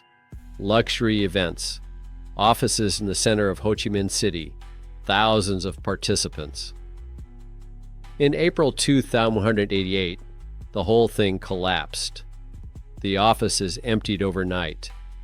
Executives disappeared. People lost their pensions, took out loans. There were suicides. Exit scam has become a standard scheme. Raise money through an ICO, work for the sake of appearances, disappear. Vitalik publicly criticized the mania, warning investors, but it was too late. By 2018, the price of Ether collapsed from $1,400 to less than $100. Thousands of projects went bankrupt, but that was only the first wave. In 2020, the era of DeFi, decentralized finance, began. Lending, trading, all without banks.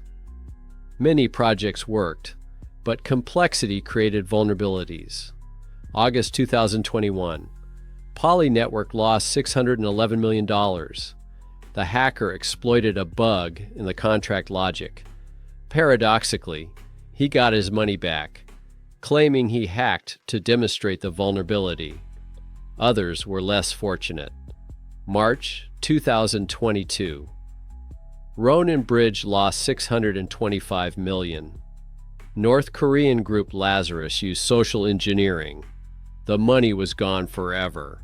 Over $8 billion was stolen from the DeFi protocols in 3 years. In parallel, the NFT market exploded. In 2021, people were buying digital images for hundreds of thousands. But behind the glitter were rug pulls. The creators disappeared with the money as soon as they sold. Evolved Apes raised $2.7 million and disappeared. Frosties, $1.3 million, closed the next day. Why has Ethereum become the perfect platform for scams? Low entry threshold, pseudo-anonymity, global access without borders, lack of regulation, and most importantly, the immutability of smart contracts. If a fraudster creates a contract and people send money themselves, it's not technically theft. Vitalik has created an instrument of freedom, but freedom without responsibility turns into chaos. By the year 2023, Ethereum had become the second cryptocurrency in terms of capitalization. But behind the achievements were dark statistics. Tens of billions of losses, thousands of broken destinies, people who lost their pensions on scams. Vitalik turned from an optimistic genius to a philosopher. He understood. Technology is neutral. It enhances both good and evil. There was one last question. Could the sins of the past be atoned for? Could the system that had caused so much pain be transformed? Vitalik tried to give an answer on the 15th of September, 2022, the day of the greatest technical transformation in the history of cryptocurrencies, on a day that some would call redemption and others surrender.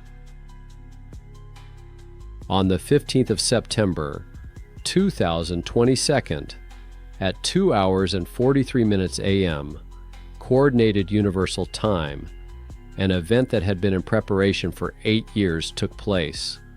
The merge. Ethereum completely changed the way it operates. Since its launch, the platform has operated on the proof-of-work mechanism. Thousands of computers around the world solved cryptographic tasks, wasting huge amounts of electricity. It was inefficient. It was wasteful, but it worked. The merge moved the network to proof of stake. Now the validators did not waste electricity, but blocked their ethers as collateral. The network's power consumption dropped by 99.95%. It was the largest technical transformation of a functioning blockchain in history. Vitalik Buterin watched the transition from his office. No celebrations, just tense anticipation. If something goes wrong, the entire network could collapse. Trillions of dollars of capitalization would disappear. But everything went smoothly. Blocks kept being created. Transactions were processed. Ethereum survived. Some have called it redemption. Vitalik has redeemed one of the main complaints about the platform, its ecological footprint. He proved that the system can evolve, adapt, improve, that the mistakes of the past do not determine the future. Others called it capitulation. The move to proof of stake made the network more centralized. Those with the most coins now had influence. The rich got richer. It was the opposite of the original idea of decentralization. The truth, as always, was somewhere in the middle. Today, Ethereum is the second most capitalized cryptocurrency. It runs thousands of applications, millions of users. It has become the basis for DeFi, NFT, decentralized organizations. Everything Vitalik promised at the age of 19 has come true. But behind this success is a dark legacy. Tens of billions of dollars lost, thousands of fraudulent projects, people who lost everything, families destroyed by greed and naivety. Vitalik Buterin is no longer that optimistic 19-year-old guy from the white paper. He's 30 years old. He is a philosopher who ponders the nature of technology and the responsibility of the creator. He understands the tool is neutral. A hammer can be used to build a house or kill a man. The blame is not on the hammer, but there is a difference. Hammer doesn't create temptation. Ethereum does. It made fraud so easy, so accessible, so unpunished that it turned it into an industry. Could this have been foreseen? Probably. Could it have been prevented?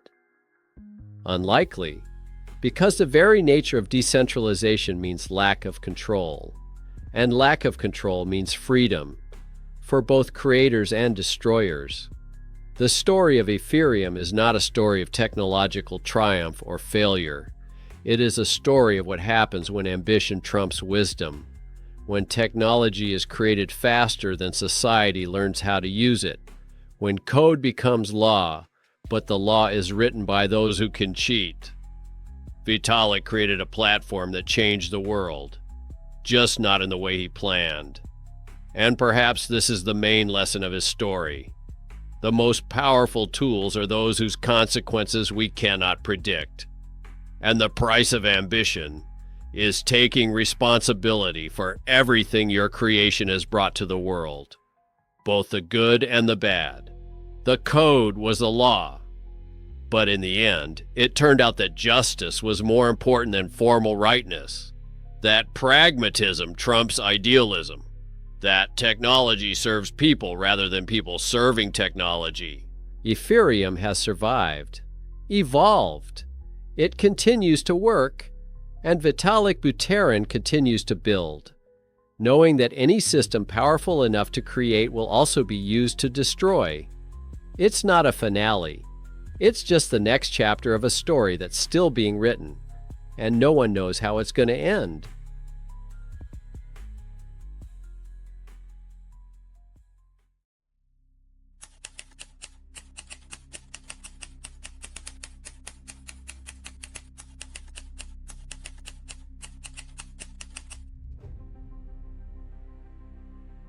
$3.7 trillion. This empire has no owner, no office, no CEO. It doesn't even have a country. Right now, it's processing hundreds of thousands of transactions every 10 minutes, automatically, and there's no stopping it. My name is Mr. Dark Web, and today I'm going to show you a system that doesn't answer to anyone. The crypto market is worth $3.7 trillion. That's more than the economies of most countries in the world. Just one part of it, Bitcoin, is valued at $2.2 trillion. Every day, the system processes hundreds of thousands of transactions, automatically. Every 10 minutes, a new data packet appears, without anyone's authorization. 24,000 computers around the world store the same information in 190 countries, from Iceland to Japan, from the United States to Russia, and they all work in sync, even though they've never met. They don't know each other. They don't report to the same center. This system doesn't have an office, no main server, no technical support to call, no director to make decisions, no board of directors. There is not even a country of incorporation. Governments in over 50 countries tried to stop it. They've banned it, cut off electricity, blocked access to the internet, imprisoned those who used it. It didn't work. The system kept working. Hackers stole billions of dollars from it. The largest exchange lost 850,000 bitcoins in 2014. Panic. The media screamed about the death of cryptocurrencies, but the system itself didn't even notice. Transactions went on, blocks were created, as if nothing had happened. The creator of the first cryptocurrency disappeared 16 years ago, sent his last message in April 2011, and disappeared. Forever. His creation lived on. What's more, it grew thousands of times. It spawned thousands of copies. It became the basis for an industry worth trillions, and that's what's most frightening. Even if the creator wanted to stop the system today, he couldn't. It no longer belongs to him. It doesn't obey. It has a life of its own. How is this possible? How can a financial system exist without a bank? How does an organization work without a boss? Who makes decisions if there is no supervisor?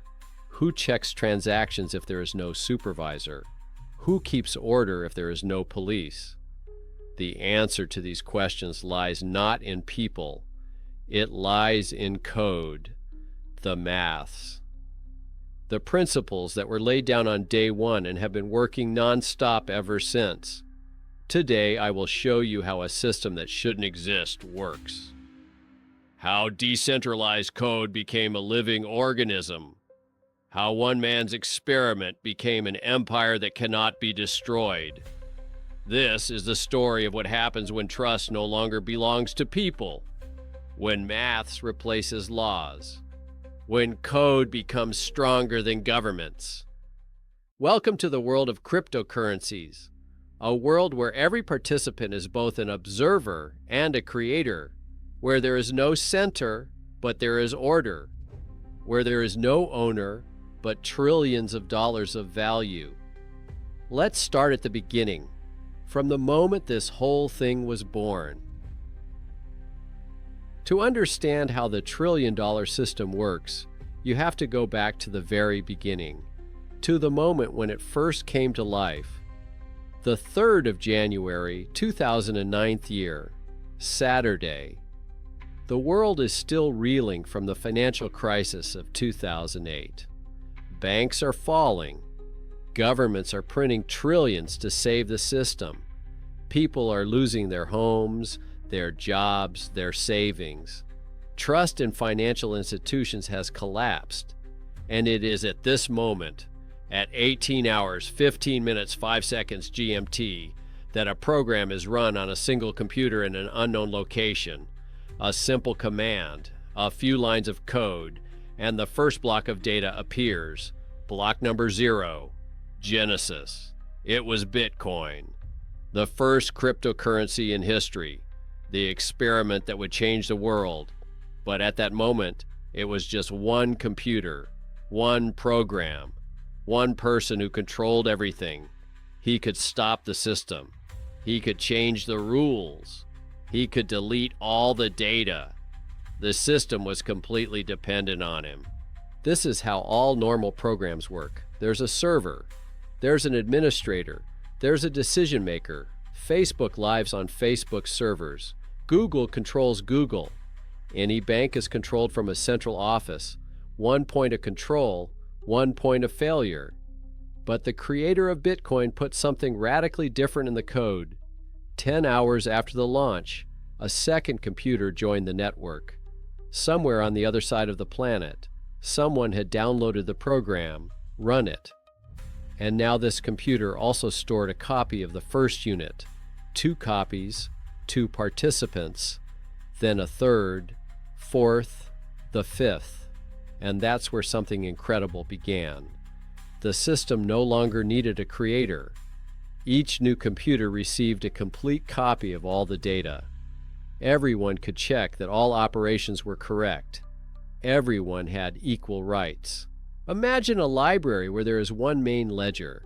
All records are kept in it. If that book burns down, all is lost. That's how a centralized system works. The bank keeps a record of your money. If the bank disappears, the money disappears. Now imagine that every library reader has an exact copy of this book. Thousands of copies. If one burns, there will be others. If 99 burn, the 100th will retain all the information. To destroy the book, you have to burn all the copies at the same time, all the owners, all over the world. That's what decentralization is. Not just one main server, thousands of peer computers, not one administrator, thousands of participants with equal rights. In the early days of Bitcoin, there were 5 to 10 computers running. Enthusiasts, programmers, people who believed in the idea of money without banks. They were mining the first coins. They verified the first transactions. And each of them kept a complete copy of the whole story from the first second. The creator could have disappeared at any time, and the system would still work, because it no longer depended on him. It belonged to everyone and no one. This is the first principle that makes cryptocurrency invulnerable. There is no center. There is nothing to attack. No main office that can be shut down. No main server that can be shut down. No CEO that can be arrested. Authorities may ban the use of cryptocurrency in the country. They can arrest those who use it. They can shut down all the exchanges. But the network itself cannot be destroyed, because it exists everywhere and nowhere at the same time. If at least two computers at different ends of the planet are working, the system is alive. They're synchronizing. They repair each other. They keep working. In February 2009, the creator of Bitcoin disappeared several times for days, didn't respond to messages, didn't update the code, and the system continued to work. Blocks were created every 10 minutes. Transactions went through because the network didn't need the creator anymore. That was the first test, and the system passed. By March, the number of participants had grown to several dozen. Programmers from different countries, people who had never met, didn't know each other's names, didn't report to a common boss, but they all shared the same network, stored the same data, followed the same rules written in code, mathematical, unchanging, the same for everyone. Today, 16 years later, this logic has spread to thousands of cryptocurrencies. Ethereum runs on tens of thousands of nodes. Solana, Cardano, Polkadot, each of them uses the same principle. There is no central server. Thousands of independent computers keep a copy of all the data.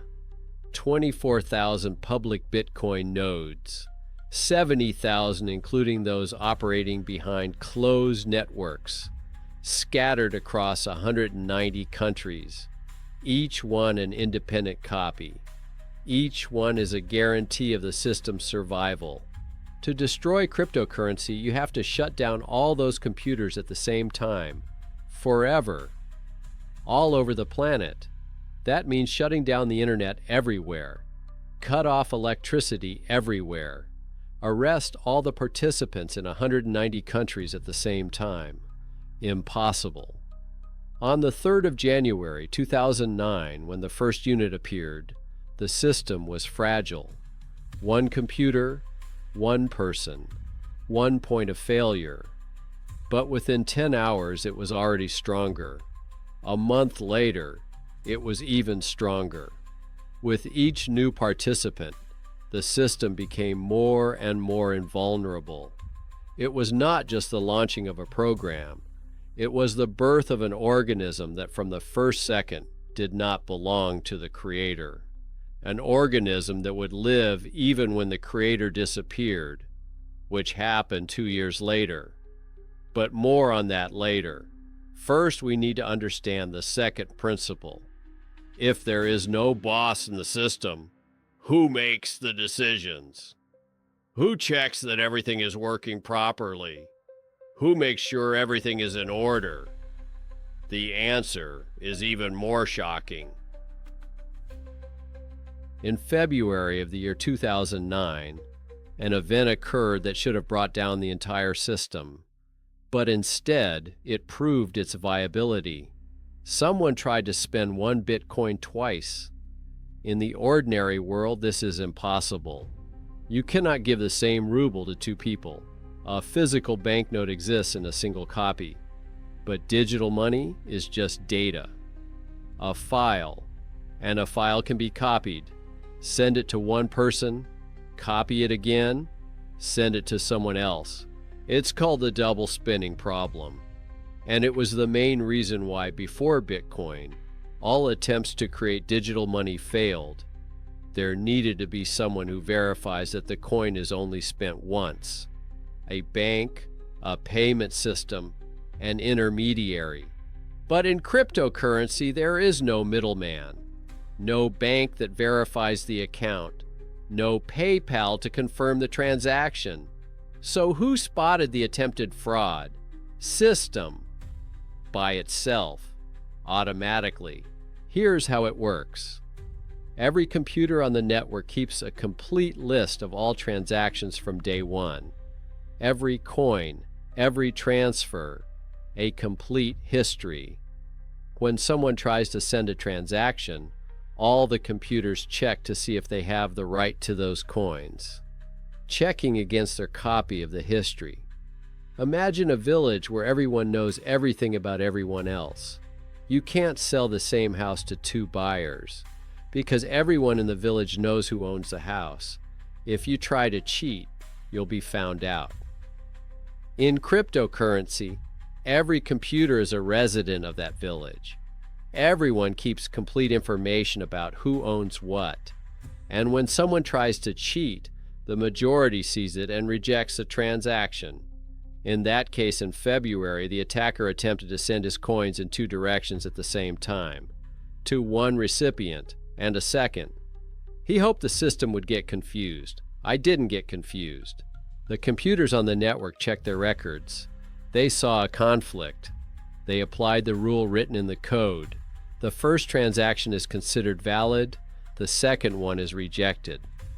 Maths. No emotion. No judges. No bank tellers. This is the principle of consensus. When there is no central authority, decisions are made by voting. But people don't vote. Computers vote with maths. Each computer independently checks each transaction against its copy of the history. If the majority of computers agree that the transaction is correct, it is accepted. If the majority see a violation, the transaction is rejected. No one can order the system to accept an incorrect transaction, because there is no supervisor who can give the order. There are only rules in the code, and the maths that checks those rules. This solves an ancient problem that mathematicians call the problem of Byzantine generals. Imagine that several armies have surrounded a city. The generals must agree whether to attack or retreat, but they are far away from each other. They communicate through messengers. And some generals may be traitors who send different messages to different people. How can agreement be reached when some of the participants may be cheating? How to make the right decision if there is no commander-in-chief? Cryptocurrency has solved this problem. Consensus is reached when more than half of the participants agree on a fact.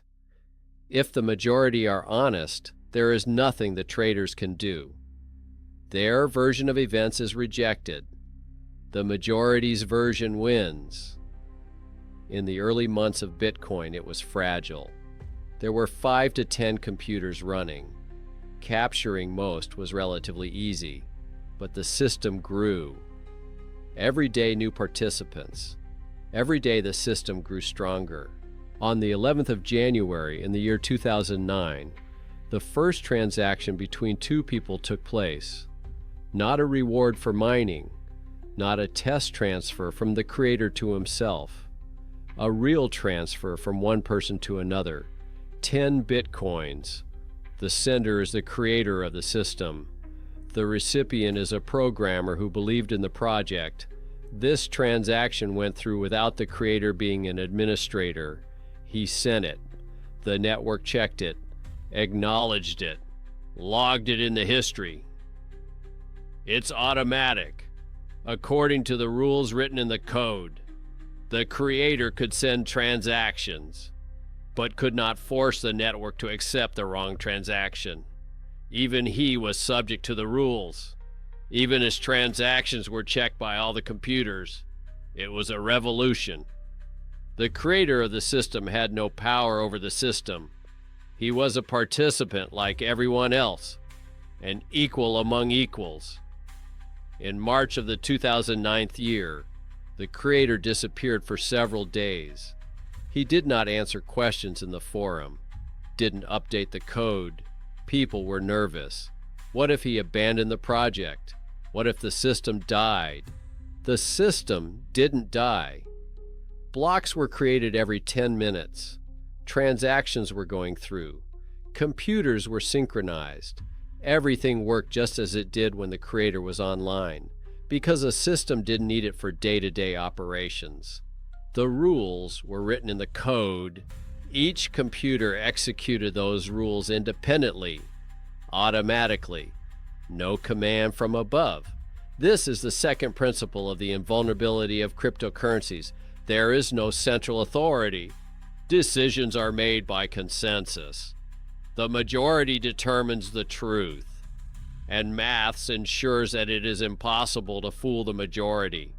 Today, thousands of cryptocurrencies use this principle. Ethereum verifies transactions through the consensus of tens of thousands of validators. Cardano uses the Ouroboros protocol, where each participant has the right to vote in proportion to his share. Solana processes transactions at a speed unattainable for traditional systems, thanks to optimized consensus. But they all work on the same principle. There is no judge. There is maths. There is no administrator. There's code. There is no trust in people. There is trust in the rules. When all computers store the same history and check it according to the same rules, deception becomes impossible. To make a false transaction, you have to fool the majority. To fool the majority, you need to control the majority of computers. In 1929, it was theoretically possible. 10 computers. Control 6, and you're the god of the system. But by the end of the year, there were dozens of participants, then hundreds, then thousands. It was getting more and more expensive to capture the majority, more and more difficult, more pointless. Because even if you capture the majority and make a false transaction, the other participants will see it. They'll see that the rules have been broken and will simply refuse to follow your version of the story. They'll create their own branch, their own version of reality. It's happened before. Several times, different cryptocurrencies split into two versions when the community couldn't agree on the rules. Bitcoin spawned Bitcoin Cash. Ethereum gave birth to Ethereum Classic. Each time, the system didn't die. It multiplied. It's like a virus that can't be killed because it lives in millions of copies. Destroy one and the rest will continue to multiply. Bitcoin's first 3 months were critical. The system could have died from a technical error, from a loss of interest from participants, from a malicious attack. She didn't die. She survived. Proved she could work without a center, without a boss, without trust. But that wasn't enough. The system had to prove it could survive the creator's departure, not just for a few days, forever. And that moment came 2 years later. By the year 2010, Bitcoin was no longer the experiment of a handful of enthusiasts. Hundreds of computers were already working. The first exchanges where you could exchange cryptocurrency for regular money appeared. The first shops accepting payment in Bitcoin appeared. On the 22nd of May, 2010, a programmer bought 2 pizzas for 10,000 Bitcoin, the first documented purchase of goods with cryptocurrency. Today, that 10,000 is worth hundreds of millions of dollars, but back then it was a proof of concept. Digital money works. It can be used to pay for real things. The system was growing. Every day new members, every week new services, every month new features, and every new computer on the network made the system stronger. Because every new computer got a complete copy of the whole story, from the first block, from the first transaction. The entire history of the cryptocurrency was stored on each computer independently. That's what blockchain is. A chain of blocks. Each block contains a packet of transactions. Each block is linked to the previous block through a cryptographic signature. You can't change one block without changing all the subsequent blocks. And you can't change everything at the same time because you have to change it on thousands of computers at the same time. Imagine a ledger where each page is stitched to the previous page with a non-combustible thread. You can't tear out one page. You can't rewrite one page because that would break the link with the rest. To fake history, you have to rewrite the entire book on all copies at the same time. Impossible. This makes history immutable. Every transaction once recorded stays forever, can't be canceled, can't be altered, can't be erased. Maths guarantees the integrity of the past. Banks can change database records. Governments can freeze accounts. Payment systems can cancel transactions. In blockchain, this is impossible. History belongs to everyone and no one. It is recorded forever. By the beginning of the year 2011, the Bitcoin network had hundreds of nodes in dozens of countries. The system had become truly global, and the moment of truth had arrived. On the 23rd of April, 2011, the creator of Bitcoin sent his last message. He wrote that he was moving on to other things, that the project was in good hands, and disappeared forever. There was no further word from him, no message, no code update. The man who launched the revolution was simply out of the game. What happened to the system? Nothing. Blocks were created every 10 minutes. Transactions were processed. New participants were connecting. The exchanges were up and running. Everything continued to function as it did when the creator was active. Because by this point, the system was running on 370 computers in 42 countries. Each one kept a complete history. Each was checking transactions. Each was creating new blocks. The creator was just one of the participants. When he left, the others went on with their work. That was the final test. The system proved it didn't need a creator, that it could live without a father, that it had become truly decentralized. From that point on, no one controlled Bitcoin, not a person, not a company, not the government. The system belonged to all participants at once, and it operated according to the rules written in the code. Rules that could not be changed without the consent of the majority. Even if the creator wanted to go back and change things, he couldn't. The system no longer obeyed him. The code was open. Anyone could study it. Anyone could run their own node. Anyone could suggest changes, but they were only accepted if the majority agreed. The idea was so powerful that it began to multiply. In 2011, the first alternative cryptocurrencies appeared. Litecoin, Namecoin, others. They all use the same principle: blockchain, decentralization, consensus. By 2012, there were dozens of cryptocurrencies. By 2015, there were hundreds. Today, there are thousands, and they all live by the same principles. There is no center. There are copies on thousands of computers. No owner. There is a consensus of participants. There is no trust. There is maths. Bitcoin was a first, but not the only one. Ethereum added smart contracts, programs that execute automatically when conditions are met. Monero added complete anonymity of transactions. Cardano improved the consensus mechanism. Solana increased processing speed.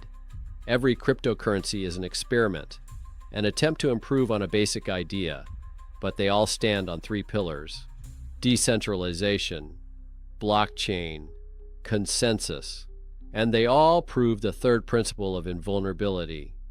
To kill a system, you have to destroy all copies at the same time, on all computers, all over the world.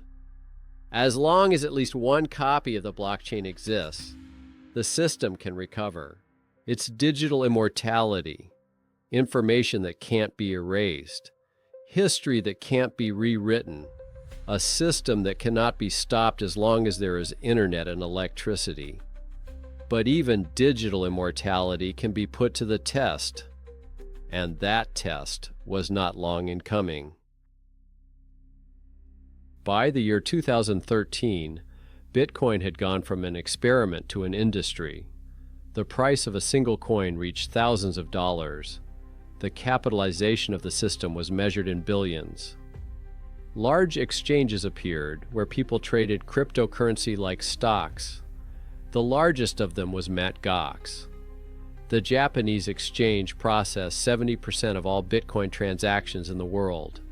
If you wanted to buy or sell cryptocurrency, you most likely did it through Mt. Gox. And in February 2014, Mt. Gox declared disaster. 850,000 Bitcoins gone, stolen. The value at the time is $473 million, 7% of all Bitcoin in existence. Just gone. The exchange immediately froze all operations, declared bankruptcy. Hundreds of thousands of people lost access to their money. Panic gripped the market. The price of Bitcoin collapsed by half. Media outlets around the world announced the death of cryptocurrencies. It was the greatest theft in the history of digital money. To this day, it remains the largest cryptocurrency exchange hack. But something strange happened. The Bitcoin system itself hasn't even noticed. While the media was screaming about the collapse, while people were losing millions, while the exchange was collapsing, the blockchain kept going. Every 10 minutes, a new block. Every minute, a new transaction. The system was as stable as it had been before Mt. Gox collapsed. Because Mt. Gox wasn't part of the system. It was an intermediary, a service, a company that stored other people's Bitcoin. When it was hacked, the exchange's customers were affected, but the blockchain remained intact. This is a critical distinction. The exchange is centralized. It has a server, a database, a point of failure. Hack into the server, you get access to all the money. Blockchain is decentralized. There is no master server, no database that can be hacked. The stolen Bitcoins were transferred to other addresses. Those transactions are recorded on the blockchain forever, indefinitely. Everyone saw the theft, but no one could undo it because there is no cancellation button on the blockchain. There's no administrator who can roll back a transaction. There's just maths and rules that everyone obeys. The collapse of Mt. Gox revealed the weakness of centralized intermediaries, but at the same time it proved the strength of the decentralized system. The exchange died. Blockchain survived. To understand why, we need to understand the fourth principle. What makes the system truly invulnerable? Mining. Mining is not just about mining new coins. It's about protecting the system. It is what makes the blockchain immutable. Here's how it works. Every 10 minutes, someone on the network collects all the new transactions into a block. But to add that block to the chain, you have to solve a complex maths problem. Find a number that, given certain calculations, will give the right result. It's like a lottery. Thousands of computers going through the options. Billions of tries per second. Whoever finds the right number first gets to add a block and gets rewarded with new Bitcoins. Why is this necessary? To make the attack expensive. Imagine you want to fake history, modify an old transaction. To do this, you need to recalculate not only the block where it resides, but all subsequent blocks, because each block is linked to the previous one through this maths problem. To rewrite one block from the past, you need to rewrite hundreds of thousands of blocks after it. That takes massive computing power, thousands of computers, millions of dollars in electricity. And even if you do, the rest of the network won't accept your version because they have the right version of the story, and yours is different. The consensus will reject the fake. This makes the blockchain virtually immutable. The further back in time, the more expensive it is to change a transaction. Blocks that are a few months old are almost impossible to change.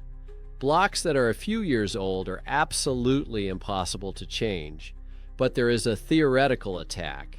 It's called the 51% attack. If you control more than half of the network's processing power, you can solve problems faster than anyone else. You can create blocks faster. You can rewrite recent history. You can double spend. In the year 2009, when 10 computers were running, it was possible. Buy 6 powerful computers and you are the god of the system. But by the year 2014, thousands of powerful computers around the world were mining Bitcoin. To get 51%, you had to buy more computing power than all the miners combined. That meant billions of dollars in equipment, millions of dollars a month in electricity, all for the sake of making 1 or 2 false transactions before the network noticed the attack. It doesn't make economic sense. It was cheaper to just buy Bitcoin with the money you would spend on the attack. And today, in the year 2025, Bitcoin mining consumes as much electricity as a small nation. A 51% attack requires resources that only the largest nations in the world have. And even for them, it's economically unsustainable. Mining has turned the blockchain into a fortress. The more participants, the higher the walls. The more computing power, the more expensive the attack. And this defense works automatically. No guards, no army, just maths and economics. It's not profitable to attack. Playing by the rules is profitable. The system protects itself.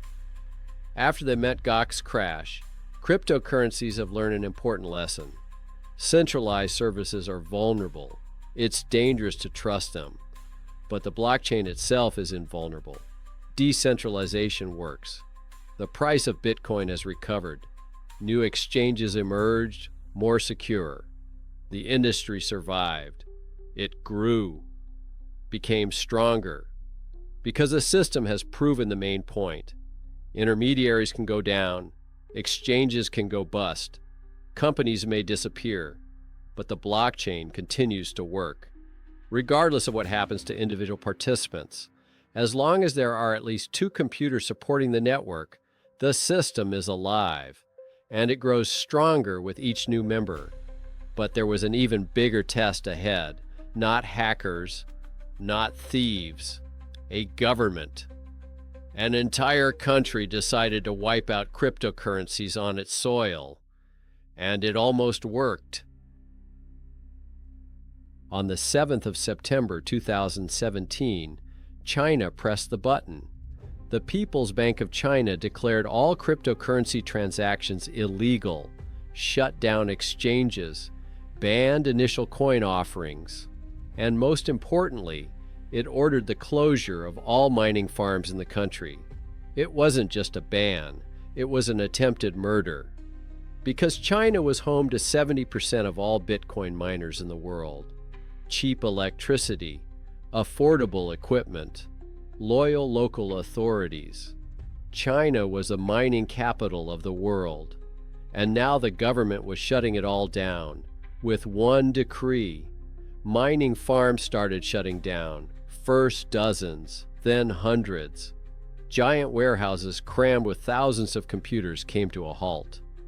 The network's processing power was dropping by the hour. Experts predicted disaster. If 70% of miners disappeared, the time to create a block would triple. Instead of 10 minutes, it would be 30. Transactions would slow down. Fees would rise.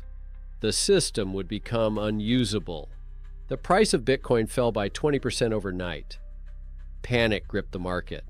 China seemed to have found a way to kill the cryptocurrency, strip it of its miners, stop the heart of the system. But something unbelievable happened. 14 days later, the system fixed itself. Blocks kept appearing every 10 minutes. Not 30, not 20, 10. Just as steady as before the ban. How is that possible? The answer lies in code that was written 16 years ago, in a rule embedded in the system from day one. Automatic difficulty adjustment. Here's how it works. Every 2,690 blocks, about once a fortnight, the system checks how long it took to create those blocks. If the blocks were created faster than 10 minutes, the difficulty of the maths problems increases. If slower, it decreases. The goal is to maintain a rhythm of 10 minutes per block, regardless of the number of miners. When China shut off 70% of the power, the blocks actually began to be created more slowly. The first few days after the ban, the time increased to 20 to 25 minutes. Transactions were piling up. People were nervous, but the system waited patiently. It counted the blocks, timed it, and when 2016 blocks passed, the difficulty automatically dropped. Mathematical problems became easier. The remaining 30% of the miners began to manage as fast as 100% used to. 10 minutes per block. Stable. Like nothing ever happened. No one customized the system. No one wrote new code. No one made a decision.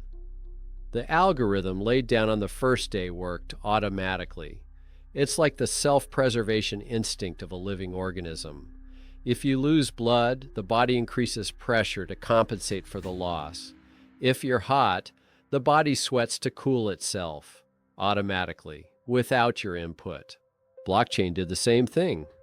Lost 70% of its power, automatically reduced complexity, restored normal operations.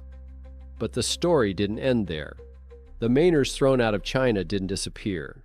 They moved to Kazakhstan, to the United States, Canada, Iceland. Wherever there was cheap electricity and loyal authorities. Over the next 6 months, Bitcoin mining became even more decentralized than it was. Instead of being concentrated in one country, it was distributed around the world. China wanted to kill the system. Instead, it made it stronger. By the year 2018, the network's processing power had been restored. What's more, it had grown.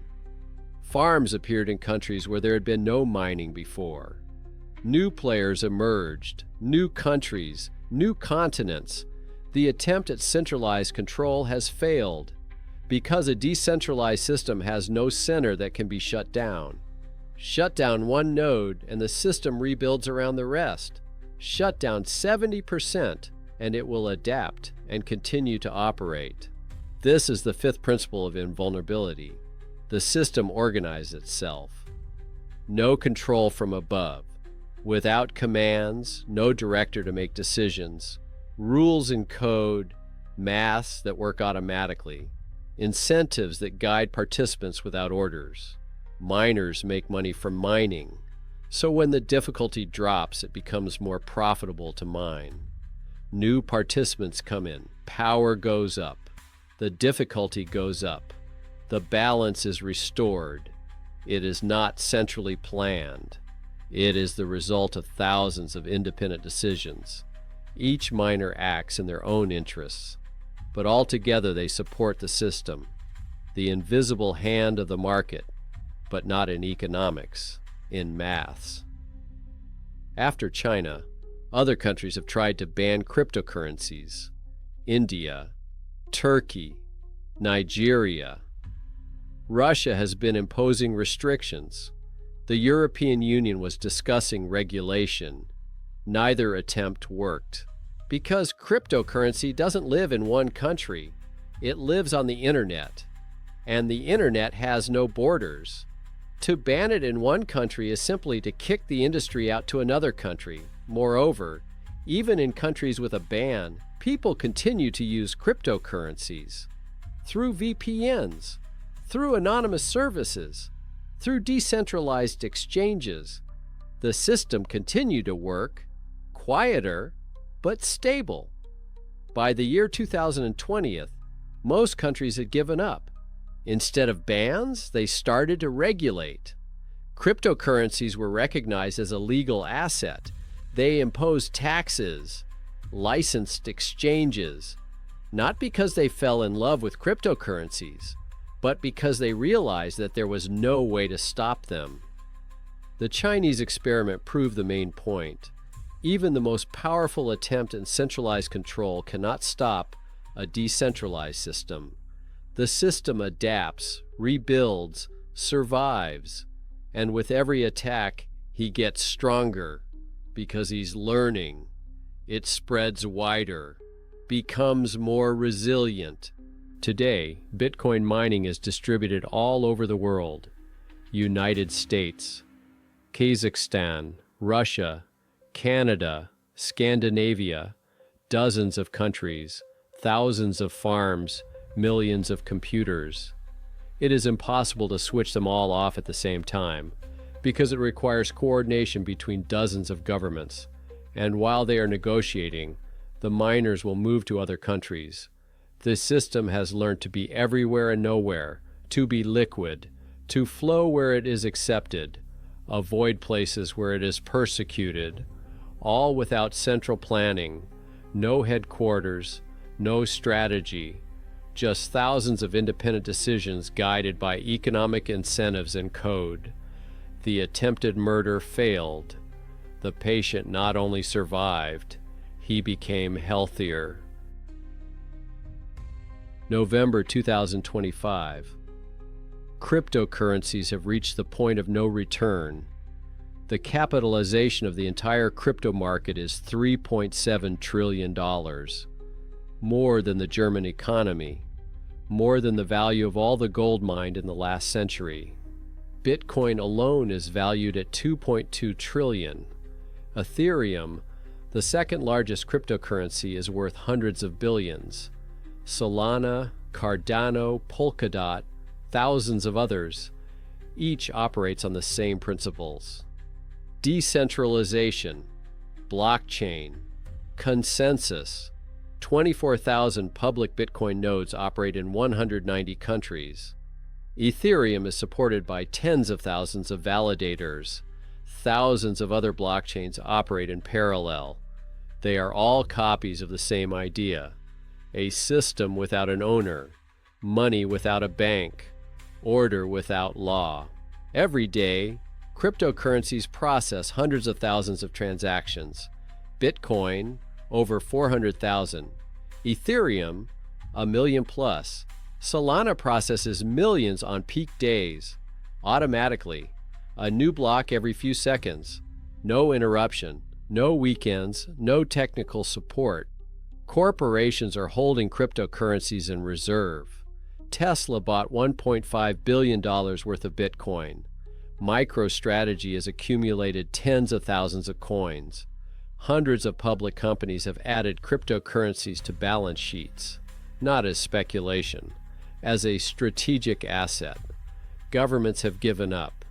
The U.S. legalized cryptocurrencies and imposed taxes. The European Union has adopted a regulatory framework. Even China, after a failed attempt at prohibition, is developing its own blockchain-based digital currency. But the most important thing is not the price, not capitalization, not recognition.